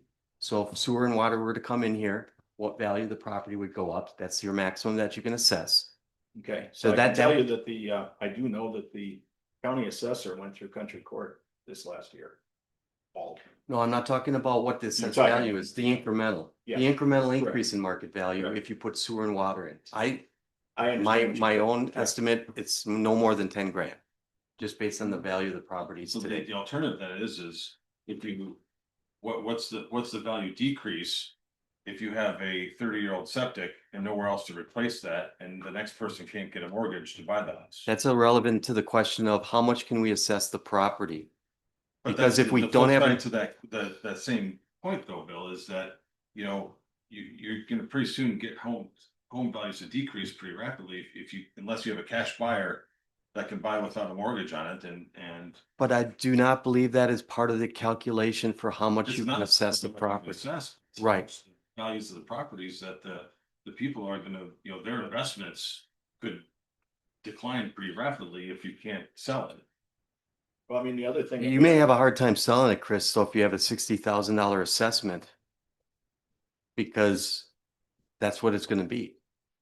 It costs 60,000 or more to put a septic in if there isn't room for one. Right, and that's that's unfortunately it is what it is. Just like I have to pay for my septic system upkeep and replacement and water replacement, all that stuff.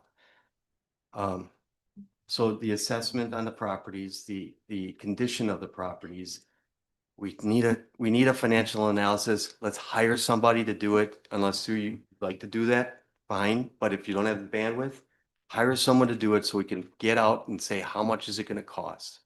Well, the other Not thing just is- benefiting properties, but non-benefiting properties is the case. And you can run ranges too. You can assume things like how much money we're gonna get from the state. I think too, it would also be adding in bonding, debt, how it can be financed, Yeah, how it can be okay. financed farther out for somebody else to pick up, they're part of the benefiting property. Yeah. Those things, so that, because all of that has to be studied if you're gonna get a final number. Right. You're I not gonna agree. be writing a check to a homeowner because they overpaid for their sewer I agree. 15 years before. I think at the end of the day, I think everybody's in favor of looking at more of the things. I think the last thing that we can do is say at this point that we have enough information to say stop. That we shouldn't keep figuring out finding the information. Well, we can't say stop because we still have, at some point, we're gonna have to say, okay, fine, we gotta tear up the failed asphalt and just put gravel down again. In the neighborhood, there's all of the different things that we have to start doing, and even that's gonna cost us money. And then we're gonna have to run the grader from Newmarket all the way up in order to do Country Court. All of those things are gonna kind of fall into place, and it's gonna be a problem. Or we have to replace the roads, and then we have to tear them all up again. And that'd be just a pure crime. After you have everybody pay for their portion of it, we can't charge them a second time. Then who pays for it? And that's streets, that's not a sewer district. Okay. All right, And the last thing that was in my recommendations, I think we need to do an amendment to our comp plan to reset where we're at with the forecasted sewers.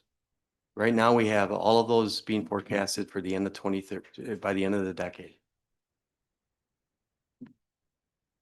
Claire, is there any reason to reforecast our sewer and our comp plan? What Um, happens if we don't meet that in that comp plan? Yeah, typically when it's written in the comp plan, it's not a deadline date. That's what you were assuming, and my guess, because I wasn't a part of the 2018, when it was approved in 2018, that you were assuming a 10 to 15-year capital improvements process. So you were estimating that you might have some of those improvements done by 2030. I don't, at this point, we're not sure that that's when you're going to align with that.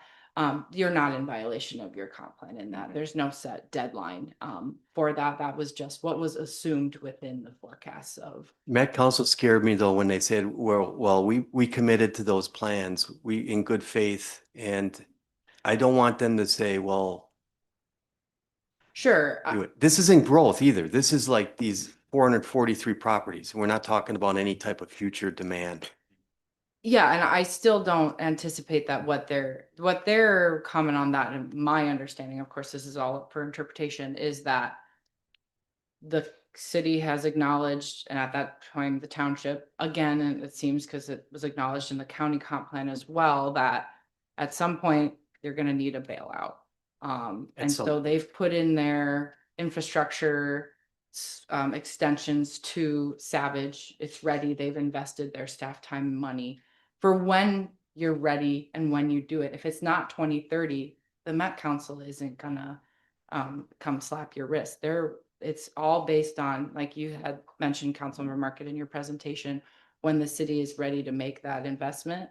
The other, aside from the existing 4 neighborhoods, that's all development driven. That's, when a land, if it's ready and somebody's gonna extend it on their private development side, that's a whole different lens of this conversation. Yeah, so.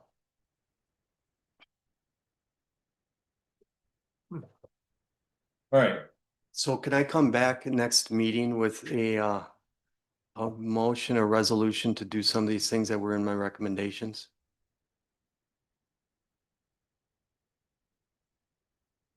Just so we get it. I mean, it was a good discussion. With this, can we look forward just a little bit more? Okay. Because, I just, for me, I had a 3-year-old birthday party at great grandma's house on Saturday. And we're out of town. And I was really trying to read everything that you had. It was a little tough between Friday, no problem. Saturday, Sunday over a holiday. Yeah, that's fine. I mean, can we? well, I think there's Yeah, an opportunity where. Can we talk about it every Well- meeting? Can we throw something on here and talk about it? I would just like to get the wheels in motion to do some of these studies that we're gonna need. I'd rather know now. Well, I think, how about we ask staff tonight to do some feasibility of some of those and what that looks like.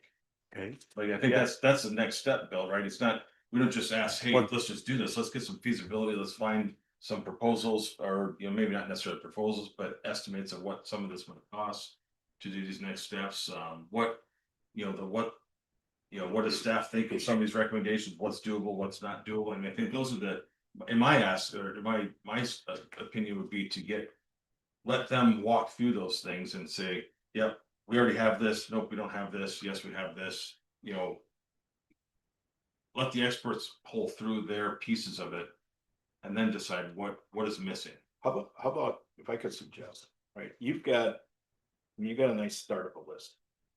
So, what if you bring forward a list of the things that we want to accomplish with this thing, as far as what study, what do we want to know?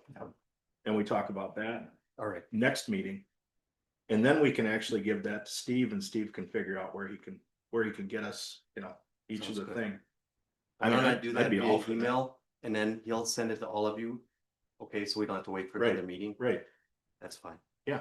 There's a couple that didn't get on the presentation because I did this after that I did the presentation, but there's a couple other things that I'd proposed. And one of those was, that wasn't on the presentation, was doing a survey of each resident in the 4 older subdivision to determine the effectiveness of their current system, as well as an assessment of the properties. What would the value of the assessments be?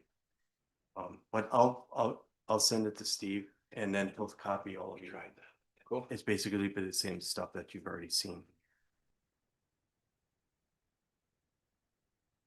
Yeah, my only question with that, and you're right, kind of, so I was thinking too, is if I got that survey, I would say, I think it's okay.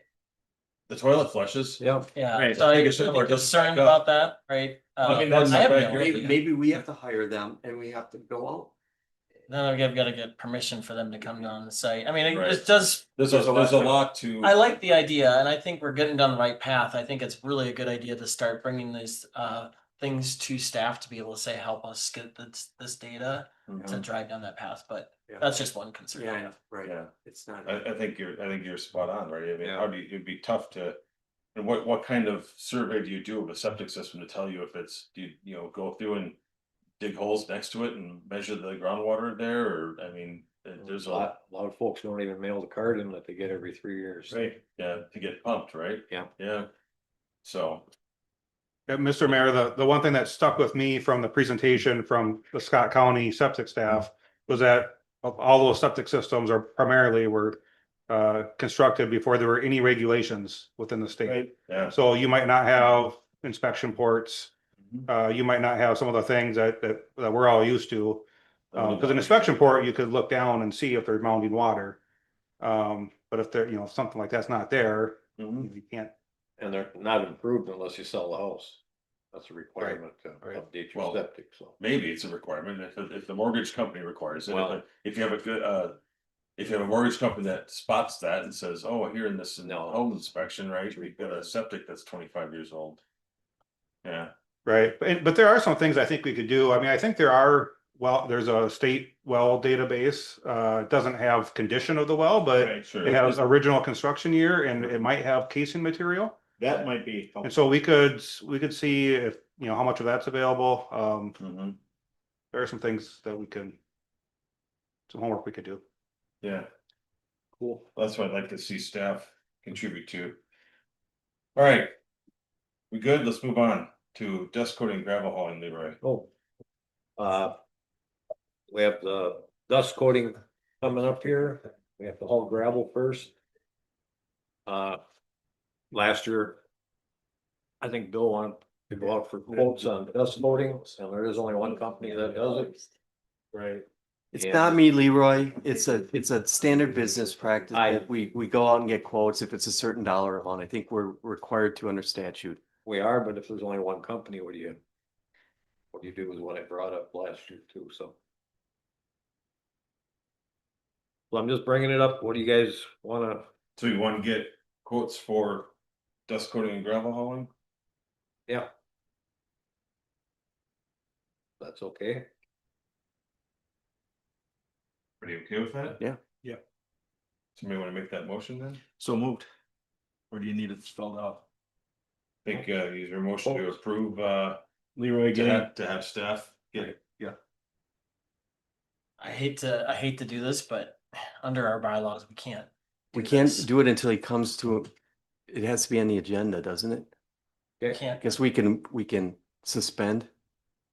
We could motion to suspend if it's a super majority. Is there an urgency where? We need to get on the dust coating Yeah. list. Can we get on the dust coating list and then come back for? So is that a motion Which one? to suspend the? I don't know. I'm looking to you as the expert. I don't know, but Well, we do have to follow our We- bylaws, so. That's fine. So if Do whatever. there's something we can do to speed it up and then bring it back next time and get approval, I think that'd be wise. So I don't know what that is, I don't know either. unless we were gonna suspend the. I make a motion, we rules. suspend the bylaws to allow to have this Oh. decision made at this meeting. Guy over here. I mean, that'd be the only thing. You, Peter, you. And all Leroy, you're just getting a quote, right? That's all, yeah. That's all we're I'm not, Steven's We're right. asking I can't do that that, to remember? get the quote I'll second that motion to suspend the bylaws For this instance. in this instance. Okay. Got a motion, and a second to suspend the bylaws for a temporary time here to make approval on dust coating quotes. All in favor, say aye. Aye. Anybody opposed? Motion passes. Okay. Right. I make a motion that we that staff get quotes for dust coating and gravel hauling. I'll second. Motion by Siderbock, second by Marker to direct staff to get quotes on dust coating and gravel hauling. All in favor, say aye. Aye. Anybody opposed? Hearing none, motion passes. All right. Sounds good. Then let's move on to staff and council member updates. Nothing, Your Honor. Steve, I think you had one on here. Yeah, in the packet, there is for the recycling day, it's at the Savage Public Works Building. There's flyers out on the table. If you want to take one with you, information's there in the packet. Perfect. Abe, anything? Pretty much. No. Leroy? No, No. Dave? Bill? Anything, any updates? The only other update is that the crack filling for this year is currently out for quotes. Have that back mid-April. So we'll have the crack filling quotes and the phase 3 of the Casey edition for the next April meeting. Awesome, thank you. Linda? Yes, I just want to give just a quick heads up to council members. Next meeting, I plan on having a discussion on absentee voting and how it's going to work in this building. So there's some conditions that have to be met that are gonna be problems here. So I just want you guys to give a little bit of a thought and before that discussion comes up. Is there any way that we can use county facility or are they just not doing it? that was a one-time deal. You would have to have also it's made aware ahead of time. I'm not exactly sure what that time frame is, but I think we're narrowing it. I think we are. So. Yep. Okay. Sounds good. All right, at this time, I'm gonna entertain a motion to suspend the normal meeting and enter into closed session for the purposes of city administrator performance evaluation. I'll make that motion. Thank you, Abe. I'll second. Thank you, Leroy. Motion by Zonto, second by Schomer. All in favor, say aye. Aye. Anybody opposed? Hearing none, motion passes. We'll recess for about 5 minutes while the room clears. Sorry, I had them. Oh, no, and I, I know you have to do it. Sure. Make sure. at last meeting, I was told, I'm like, dang it, How much is what? We, I'll give you my